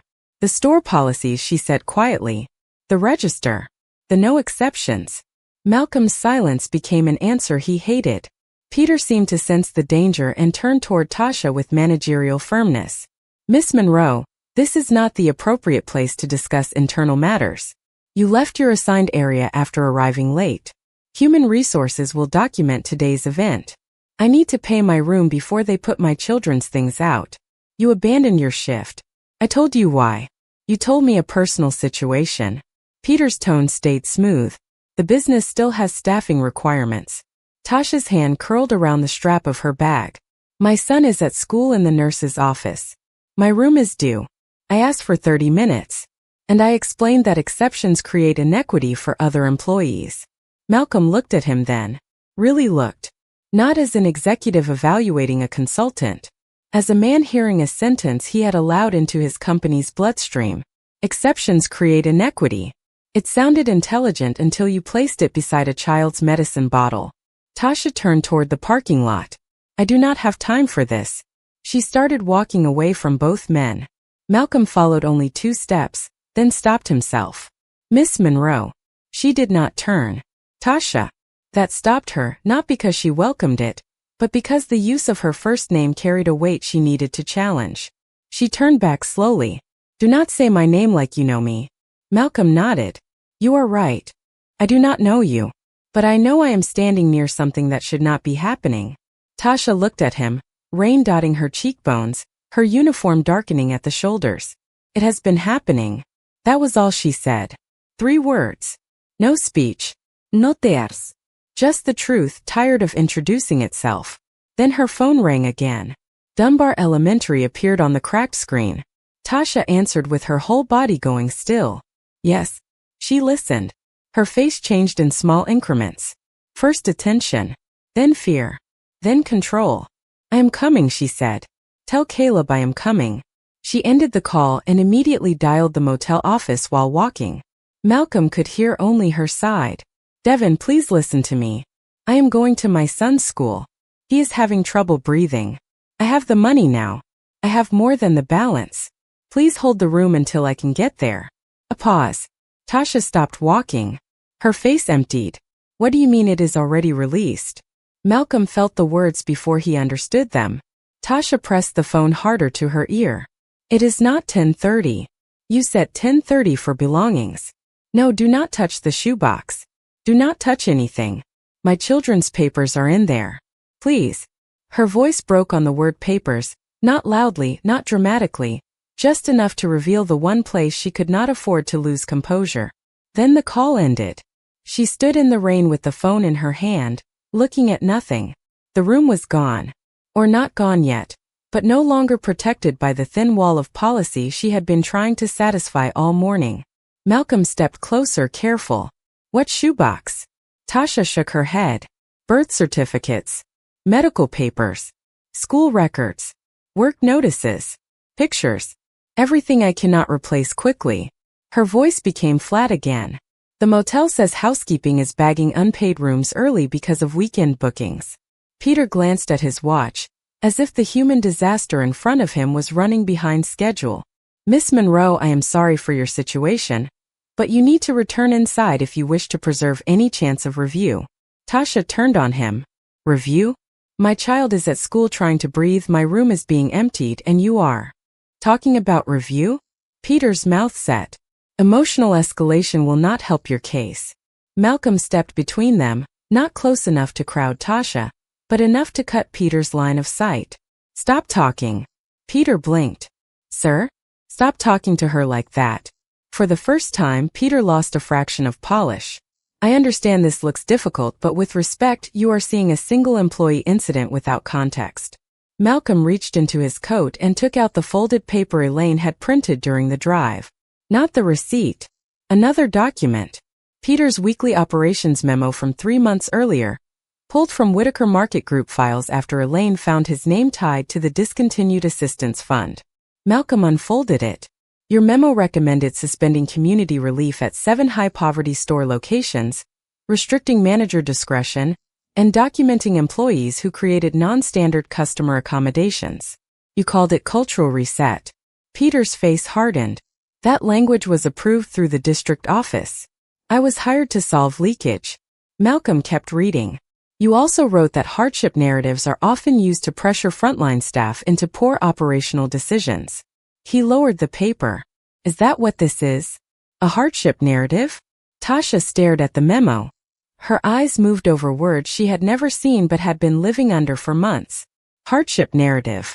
Cultural reset. Non-standard accommodation. Those were not just office phrases.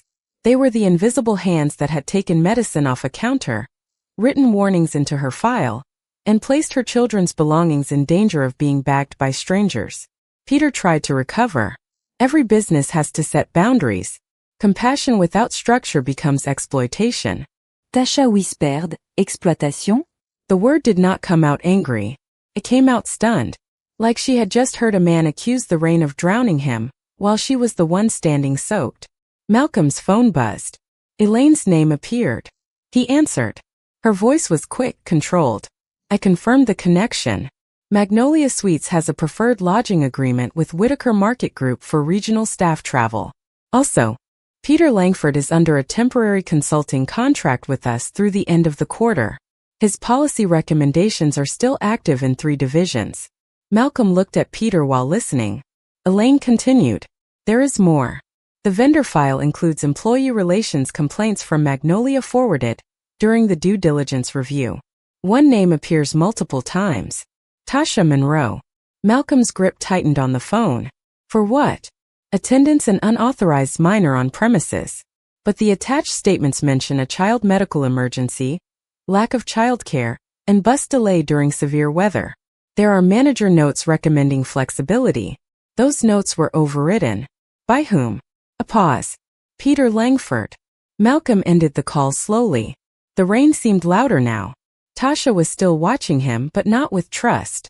With the exhausted suspicion of someone waiting to see whether new information would change anything or simply become another file. Malcolm turned to Peter. You overrode manager recommendations in her employee file. Peter's expression closed. Those were internal Magnolia records. You had access because your contract placed you there. And you used the same philosophy in my stores. I applied consistent standards. You built a system where the only people required to be flexible were the people with the least room to bend. Peter's jaw tightened. That is a very dramatic interpretation. Tasha laughed once, sharp and almost disbelieving. Dramatic. She looked at Malcolm. You want evidence? She opened her bag with shaking hands and pulled out the final notice.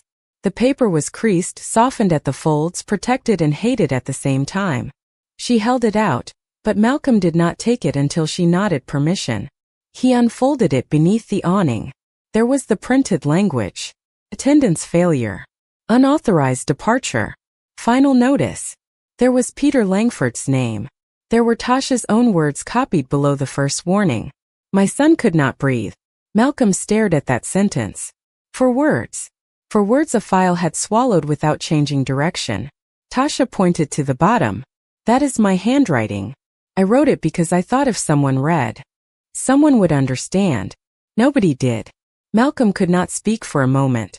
The paper in his hand weighed almost nothing, yet it felt heavier than the boardroom table where policies had been approved. This was the halfway truth, though none of them knew it yet. Peter's cruelty was not loud. It was administrative. It moved through memos, schedules, overrides, hotel warnings, grocery rules, and polite phrases that made suffering sound like poor compliance. But there was still a deeper truth hidden beyond it. They had not yet seen the edited footage from Store 17. They had not yet opened the full vendor complaint file. They had not yet learned why Peter was so determined to make Tasha Monroe look unreliable before anyone asked what she had witnessed in the hotel months earlier. For now, Malcolm had enough to know the story had changed. This was no longer one mother short at a checkout counter. This was a woman being squeezed by the same man through 2 different systems, while both systems used Malcolm's money, Malcolm's name, or Malcolm's silence to do it. Tasha took the paper back from him. I need to get my son, she said. Not my job. Not your investigation. My son. Malcolm nodded. I will take you. No cameras. No questions in the car. Then I will send someone to the motel to secure your belongings, but only if you give permission. Tasha looked at the sedan, then at Peter, then at the rain falling past the awning. Pride and urgency fought across her face, an urgency won only because Caleb was waiting. My children's shoebox first, she said. Nobody touches that. Malcolm turned to Elaine, who had stepped out of the sedan with her phone already in hand. Room 214. Get the manager. Pay whatever is required to hold the room and secure every item exactly where it is. Do not let anyone move that shoebox. Elaine nodded and moved fast. Peter stepped forward. I really must object to external interference in an employment matter. Malcolm looked at him. You are not in charge of this moment anymore. Then he opened the rear door of the sedan, stepped back, and let Tasha choose whether to enter. She stood there for one heartbeat, still holding the final notice, the $5 bill, and the cracked phone. Then she got in, not because she trusted Malcolm Whitaker, but because her son needed her faster than the bus could carry her. As the sedan pulled away from Magnolia Suites, Tasha looked through the rain-streaked window and saw Peter Langford standing under the awning, tablet against his chest, smaller than he had looked 5 minutes before. Malcolm sat across from her, silent as promised. In her lap, the final notice trembled with the movement of the car. On it, for words waited like a verdict the world had ignored for too long. My son could not breathe. The ride to Dunbar Elementary took 14 minutes, but Tasha felt every red light like a hand on her shoulder holding her back. She sat in the rear seat with her bag on her lap, one hand wrapped around the final notice, the other around her phone, waiting for it to ring again. Malcolm kept his promise. No questions. No explanations. He sat across from her in the quiet leather interior while Atlanta slid past the rain-streaked windows, and for once his silence was not the silence of distance. It was the silence of a man afraid that any sentence he offered would make the wrong thing about him. At 9:56, Elaine called from the second car. Malcolm answered on speaker only after Tasha nodded. "I am at the motel," Elaine said. "The front desk is refusing access to room 214 without the registered guest present. I offered payment. They said the room has already been reassigned for this evening, but belongings are still inside." Tasha sat up. "Still inside?" "Yes. The door is locked. Housekeeping has not entered yet." Tasha closed her eyes for half a second, relief crossing her face and disappearing before it could settle. Then a male voice sounded faintly in the background, firm and impatient. Elaine lowered her voice. "The manager says if Miss Monroe does not appear in person before 11, items will be removed and stored." "Stored where?" Malcolm asked. A pause. "He will not specify." Tasha pressed her fingers to her lips. "The shoebox." Malcolm looked at the driver. "Change destination. Dunbar first, then motel." Tasha shook her head immediately. "No. My son first." "That is what I said. He needs to be with you before we go anywhere else." She stared at him as if searching for the trick in his agreement. There was none she could see, which made her more uneasy, not less. The sedan pulled into the school loop at 10:03. Dunbar Elementary was a low brick building with blue doors, a flagpole, and a row of children's drawings taped inside the front windows. Tasha was out of the car before the driver could open the door. Malcolm did not follow at first. He waited, because her child did not need a strange rich man entering the nurse's office behind his mother. But through the glass front doors, he could see Tasha sign in, badge clipped to her uniform, hair damp from the rain, back straight even though the morning had bent every circumstance against her. 3 minutes later, she came out with Caleb beside her. The boy walked slowly, one hand holding his backpack strap, the other holding the small medicine bottle from the store. His face was calm in the practiced way of children who know worry costs their mothers too much. Nia was not with them. Tasha explained through the open car door before Malcolm asked. "The school is keeping Nia until dismissal. Caleb needs rest and the nurse said I should watch him today." Caleb glanced at Malcolm. "Is this the man from the store?" Tasha's hand touched his shoulder. "Yes." Malcolm crouched slightly beside the car, not to perform humility, but because he had learned something from the way children measured adults who towered over them. "I am Malcolm." Caleb looked at his suit, then at the sedan, then at his mother's face. "Are we in trouble?" The question was so direct that Malcolm had to look down for a second. "No, son," he said softly. "You are not in trouble." Caleb did not smile. He climbed into the car because his mother did. On the way to the motel, Tasha gave him the medicine and a few sips of water from a bottle Elaine had left in the seat pocket. Caleb leaned against her, exhausted by the morning, and closed his eyes. Tasha kept one arm around him and one hand on her phone. At 10:21 her phone buzzed. "Magnolia Suites." "Not the motel." She answered, her voice low so Caleb would not wake. "This is Tasha." She listened. Malcolm watched her face harden. "Who said that?" Another pause. "No, I did not abandon my position. I explained the emergency. I spoke to Miss Janine. I was going to come back." Her eyes moved to Malcolm, then away. "That is not true. I did not bring a customer into an employee matter. I did not ask anyone for money." She stopped speaking. The person on the other end kept talking. Tasha's hand tightened around the phone until her knuckles paled. Then she said, "You are terminating me today?" Caleb opened his eyes. Malcolm went still. Tasha listened for another few seconds, then lowered the phone without ending the call. As if the words had made the device too heavy to hold, a voice continued faintly from the speaker.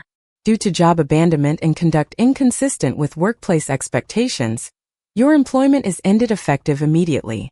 Final pay will be processed according to state law. Tasha ended the call. For a moment, the car moved through rain and nobody inside it breathed normally. Caleb sat up. Mama? Tasha turned to him instantly. It is okay. It is not okay.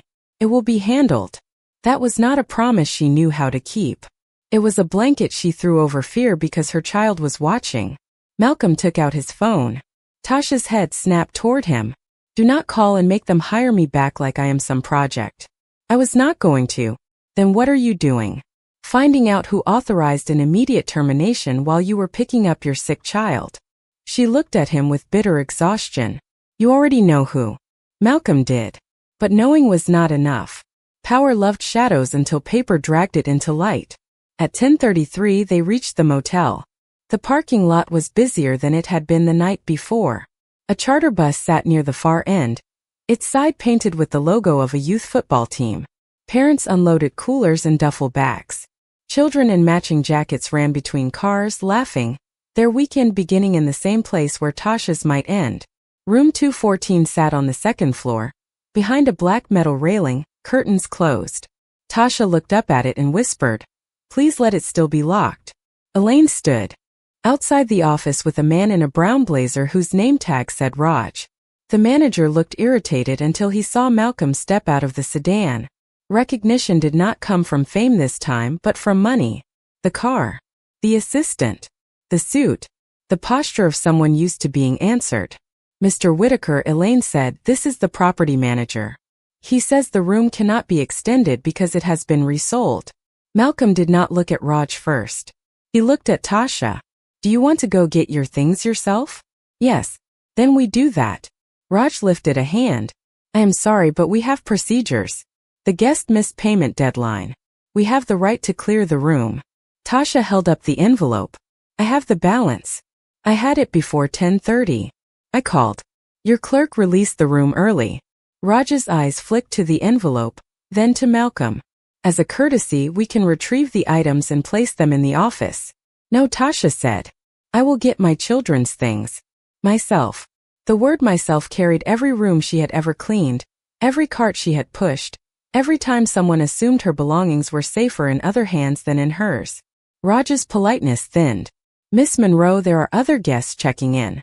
We cannot have delays. Malcolm stepped forward. There will be no delay. Open the room. Raj lowered his voice. With respect, sir, this is between the property and the guest. Malcolm's phone buzzed before he could answer. Elaine looked down at her own phone at the same time. Her face changed first. Malcolm, you need to see this. She turned the screen toward him. An email had been forwarded from Whitaker Market Group's communications department. Subject line: Urgent media risk. Attached was a short video clip from Store 17. The checkout counter. Tasha counting coins. Malcolm in the background. The camera crew angle made everything look different. Tasha's face was visible. Her children were visible. The clip had been edited to make it appear as if Malcolm stepped in after Tasha argued with staff. Over the image, someone had added text. Local mother refuses help, disrupts store, then leaves with CEO. Under it, comments were already multiplying from an employee gossip page that had posted it minutes earlier. Some defended her. Many did not. Malcolm felt his stomach drop. Tasha saw enough over his shoulder. Her face went blank with a kind of horror that made no sound. Caleb pulled closer to her. Is that us? Tasha took the phone from Malcolm's hand without asking.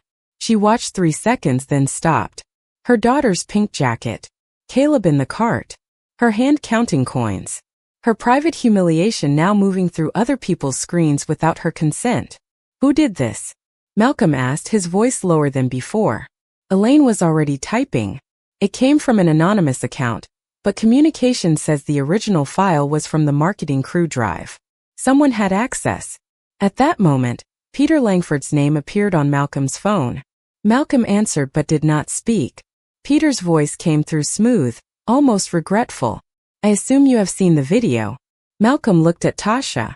She stood in a motel parking lot, newly fired, nearly locked out of her room, watching her dignity become content. Did you leak it? Malcolm asked. I would be careful with accusations. The situation is escalating publicly.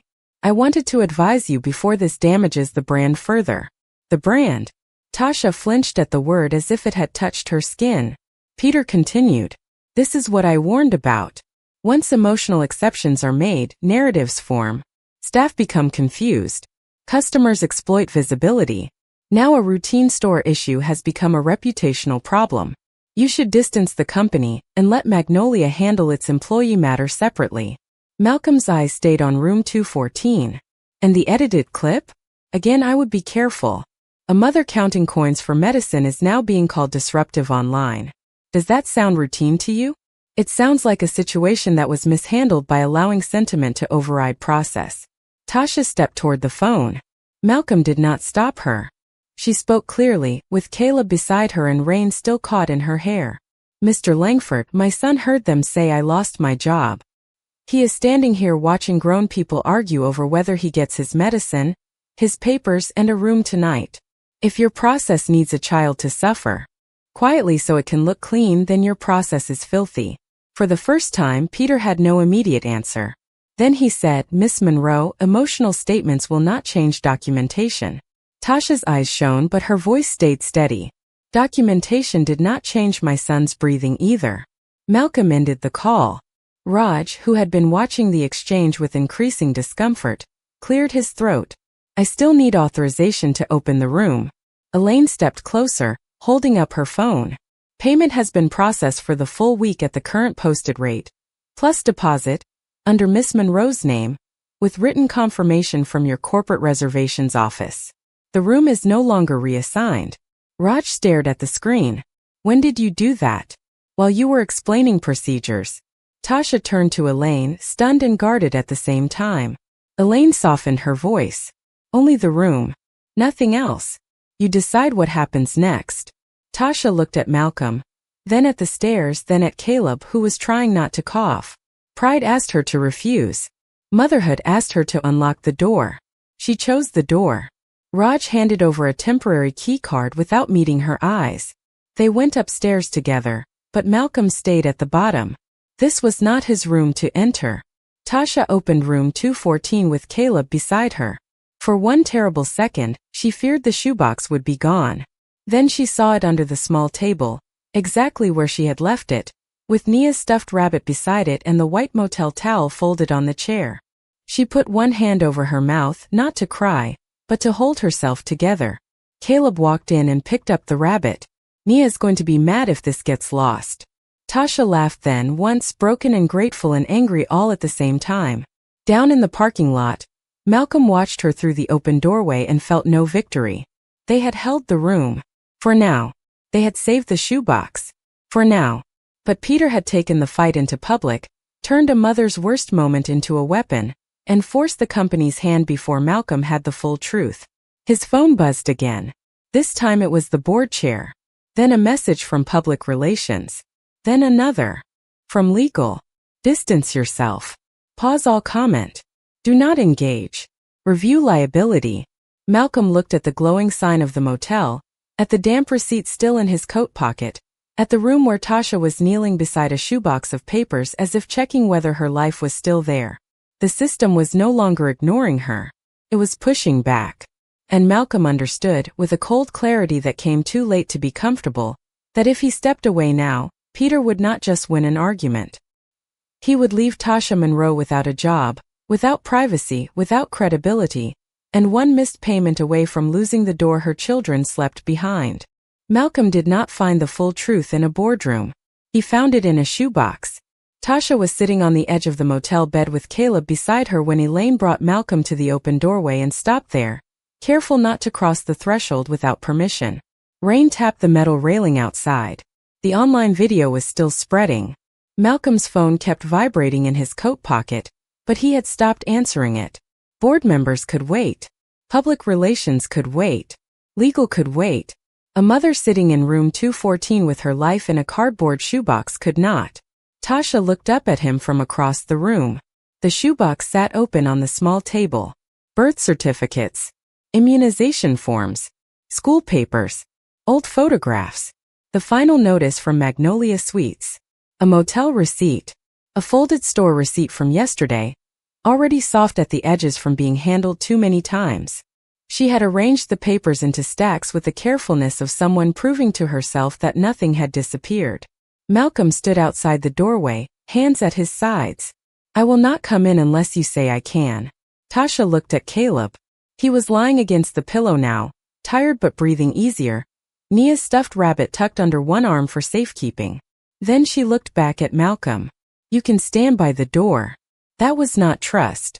It was permission with a fence around it. He accepted it. Elaine remained outside on the walkway, speaking quietly into her phone, tracking the video, the motel payment, the school pickup for Nia, and the first angry calls from corporate. Tasha lifted the final notice. "You wanted proof. Here is proof. I had proof the whole time." Malcolm's eyes moved to the paper. Peter Langfordet signature. The typed violations. Her handwritten statements. "My son could not breathe. No child care available. Bus delayed by storm." Each sentence was small. Each sentence had been ignored. Tasha pulled another paper from the stack. "This was not in the employee file you saw. I kept my copy because Miss Janine told me to keep everything." The paper was a printed email, forwarded to employees at Magnolia Suites 4 months earlier. It announced a cost review partnership between Magnolia Management and Langford Operations Consulting. Beneath the formal language was a name Malcolm had not expected to see in that setting. Whitaker Market Group Preferred Vendor Initiative. Malcolm took a slow breath. Tasha watched his face. "You did not know, did you?" "No," he said. "I knew we had lodging agreements. I did not know Peter was using that relationship to sell the same system back to them." Tasha looked down at the papers. He was not just selling a system. She reached deeper into the shoebox and removed a small notebook with a bent cover. The front had cartoon planets on it, something bought from a school supply aisle for a child and taken over by an adult because paper was paper. "I started writing things down after the first warning. Dates, times, who was on shift, who asked for help and got written up instead." Malcolm stepped a little closer, then stopped at the line of the doorway. Tasha opened the notebook to a page marked with a grocery receipt. Names were written in neat columns. Maria, shift swap denied after child care call. Harold, sent home for shoes after payroll error delayed uniform allowance. Denise's cousin, customer assistance refused. Janine, verbal warning for manager override. At the bottom of one page, Tasha had written a sentence and underlined it twice. "They are making examples out of the people who ask." Malcolm read the line and felt something inside him go cold. Peter had told executives that exceptions created inequity. Tasha had written what it looked like from the other side. Examples. Not employees. Not customers. Examples. Tasha turned to another page. "This was the week before he gave me the final notice. He asked me to sign a statement saying Miss Janine encouraged workers to ignore attendance rules. I would not sign it." Malcolm looked up. Why would he want that? Because she kept defending people. Because she knew why we were late, why we missed shifts, why people needed advances, why somebody might bring a child to the break room. She had been at that hotel 18 years. Guests loved her. Workers trusted her. Peter wanted her gone because she kept putting human reasons into his clean reports. The words hit Malcolm with force because now the shape of the story widened. Tasha had not only been punished for hardship. She had refused to help punish someone else. That was the piece Peter had kept hidden. That was why he needed her documented as unreliable. A reliable witness could damage him. An unreliable employee could be dismissed. Elaine appeared at the doorway, phone in hand, expression sharp. "Malcolm." Communications traced the leaked store clip.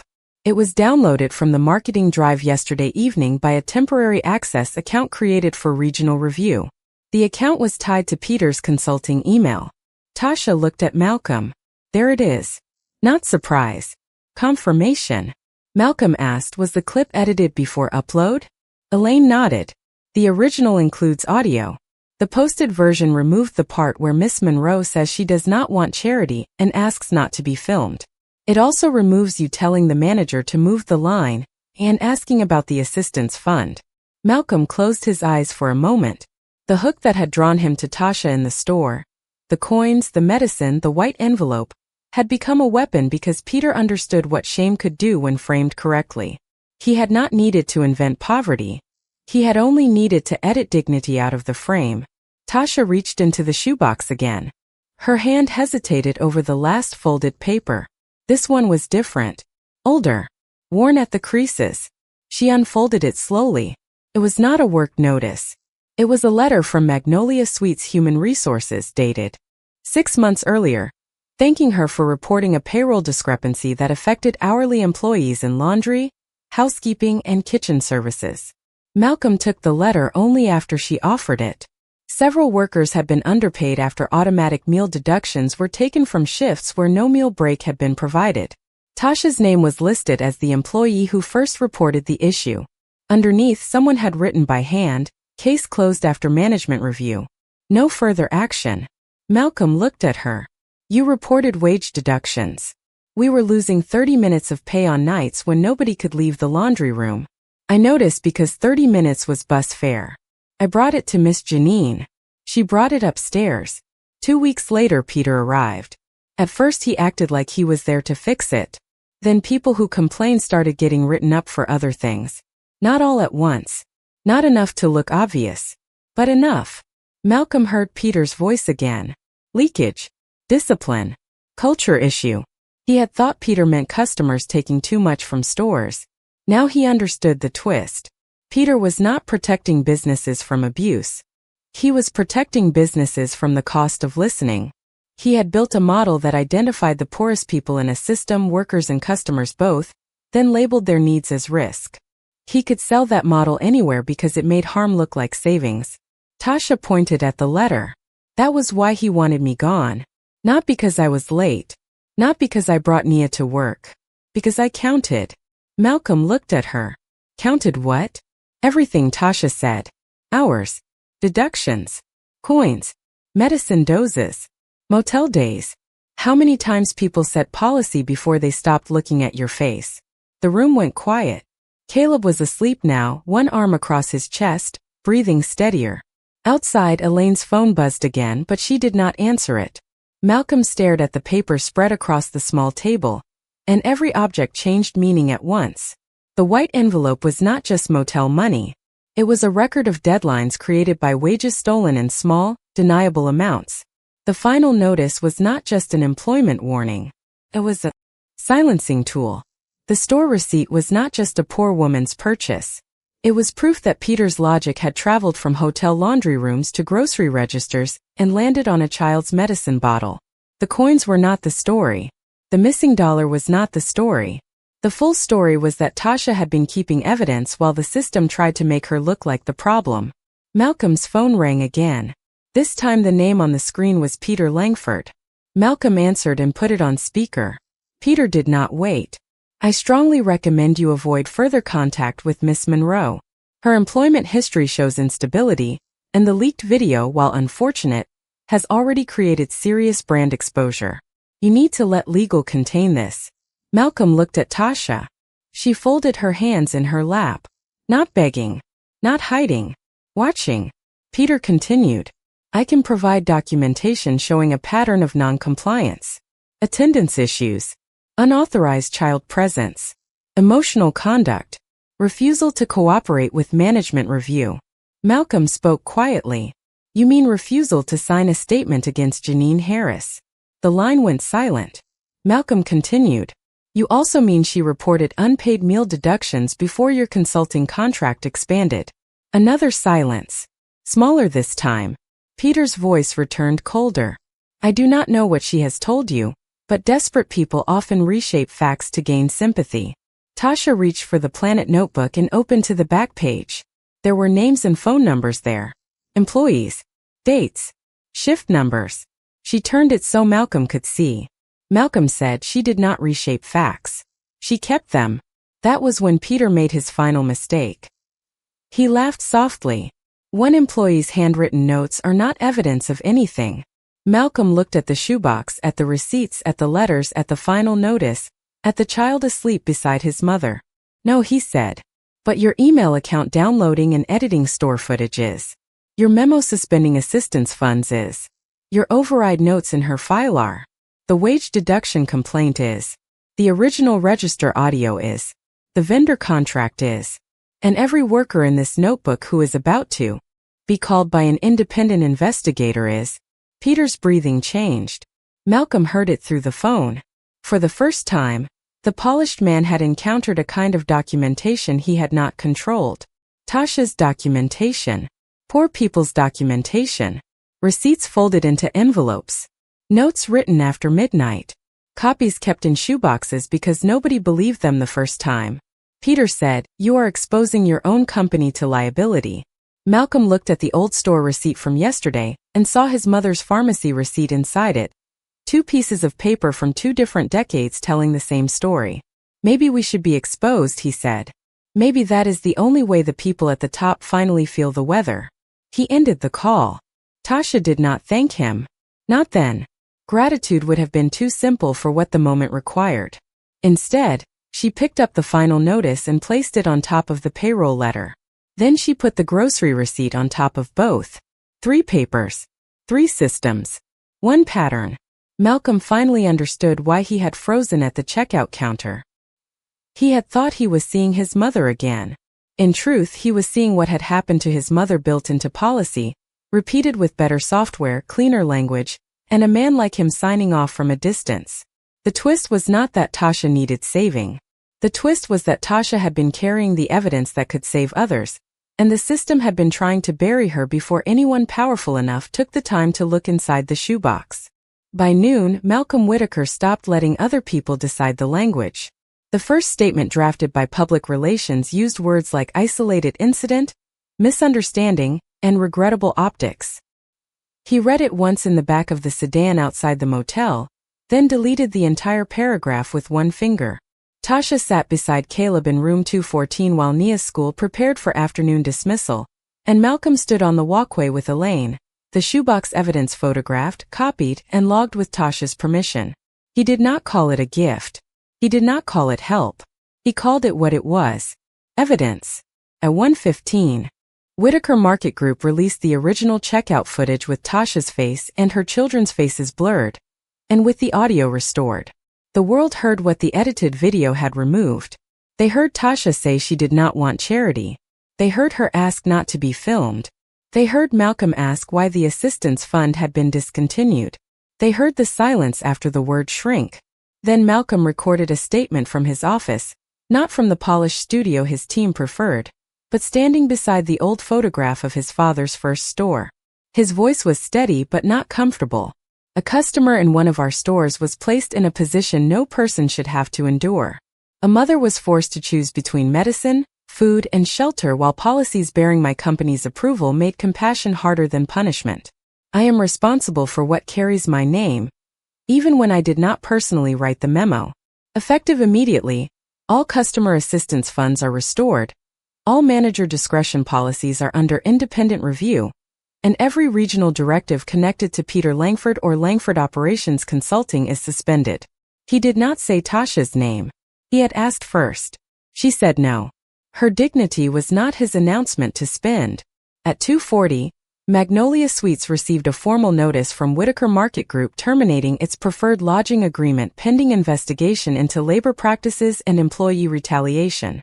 By 3:30, Peter Langford's consulting access was revoked. By 4, his company email, hotel system login, and regional policy dashboard were frozen under legal hold. He called Malcolm 6 times. Malcolm did not answer.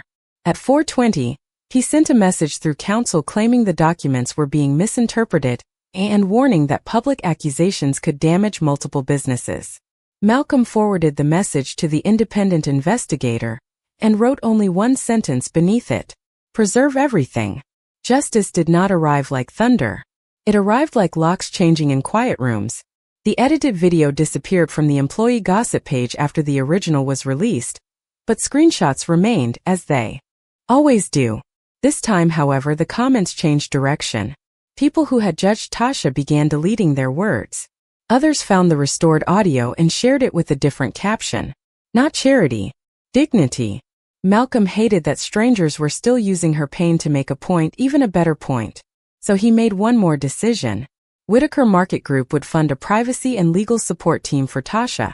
Not as hush money, not as a settlement, but as repair for the harm caused by company materials being used against her. The letter offering it was written plainly, and Elaine delivered it folded in an envelope with no cameras and no logo. Tasha read it twice. Then she asked the lawyer one question. Does accepting this mean I have to be quiet? No, the lawyer said. It means you get to choose when and how you speak. Tasha nodded. Then I will take the help, she said, because my children need protection, and I am done pretending needing help is the same as having no pride. That evening, Miss Janine came to room 214 with 2 grocery bags and tears she kept wiping away with the heel of her hand.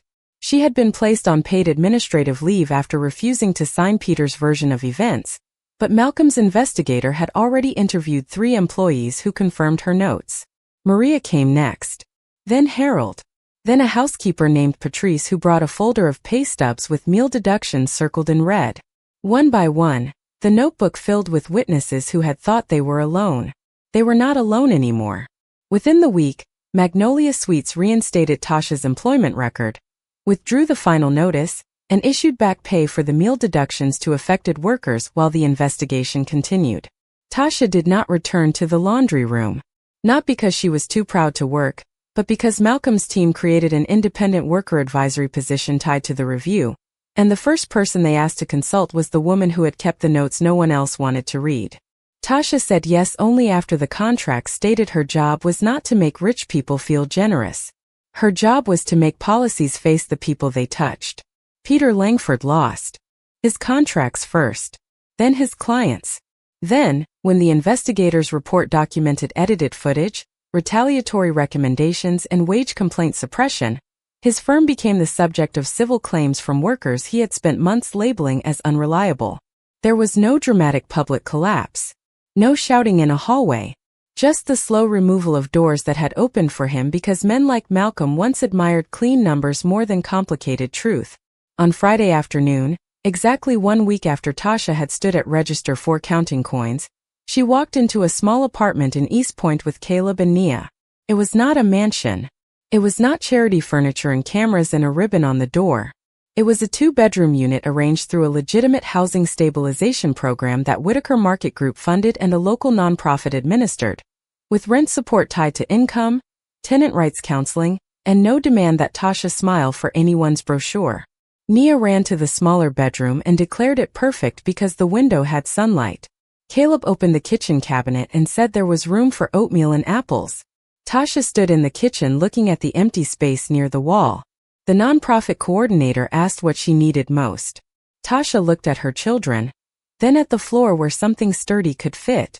Table, she said. Not a big one. Just one that does not wobble. 2 days later the table arrived. Malcolm did not choose it. Tasha did. 4 chairs. Warm wood. Strong legs. A surface wide enough for homework, medicine cups, envelopes, and dinner plates that did not have to sit on a motel bed. When Malcolm visited weeks later for the worker advisory meeting, he did not bring cameras. He brought the Restored Assistance Fund policy with Tasha's notes written in the margins. She read every line before signing off on the first recommendation. Then she placed the pen down, looked at him across her new table, and said, "Do not make this about saving me." Malcolm nodded. "It is not." "Good," Tasha said. "Make it about making sure the next mother does not have to be seen by a billionaire before anyone believes her." Months later, Tasha kept the old white envelope in the top drawer of the new kitchen table. She did not keep money in it anymore. She kept the first restored receipt from Whitaker Market, the one printed after the assistance fund returned, where the bottom line no longer read manager override denied, but community support applied. It was only paper. Thin. Ordinary. Easy to tear. But so had been every warning, every motel receipt, every folded proof that the world once tried to ignore. On Sunday evenings, Caleb did his homework at that table with his inhaler beside his pencil case, not hidden, not rationed, just there. Nia sliced apples with a plastic knife and arranged them on plates like a restaurant chef. Tasha sat across from them with policy drafts, worker statements, and a blue pen in her hand, crossing out any sentence that made suffering sound efficient. Sometimes, after the children slept, she would open the drawer and touch the envelope, remembering the day $1 nearly took a room, a job, and a family's last thin wall of safety. The memory still hurt, but it no longer owned the room. Across town, Malcolm kept his mother's old pharmacy receipt beside a copy of Tasha's grocery receipt in his office. 2 pieces of paper. 2 generations. One promise finally being repaired. When visitors asked why they were framed together, he did not tell them a story about charity. He told them the truth. A receipt can show what someone bought. But sometimes, if you are willing to look closely enough, it shows what a system has taken. And in Tasha Monroe's house, the sound of coins no longer meant shame. It meant Caleb counting change for the school book fair, Nia dropping pennies into a jar labeled someday money, and their mother knowing that someday had finally become a place they were allowed to reach.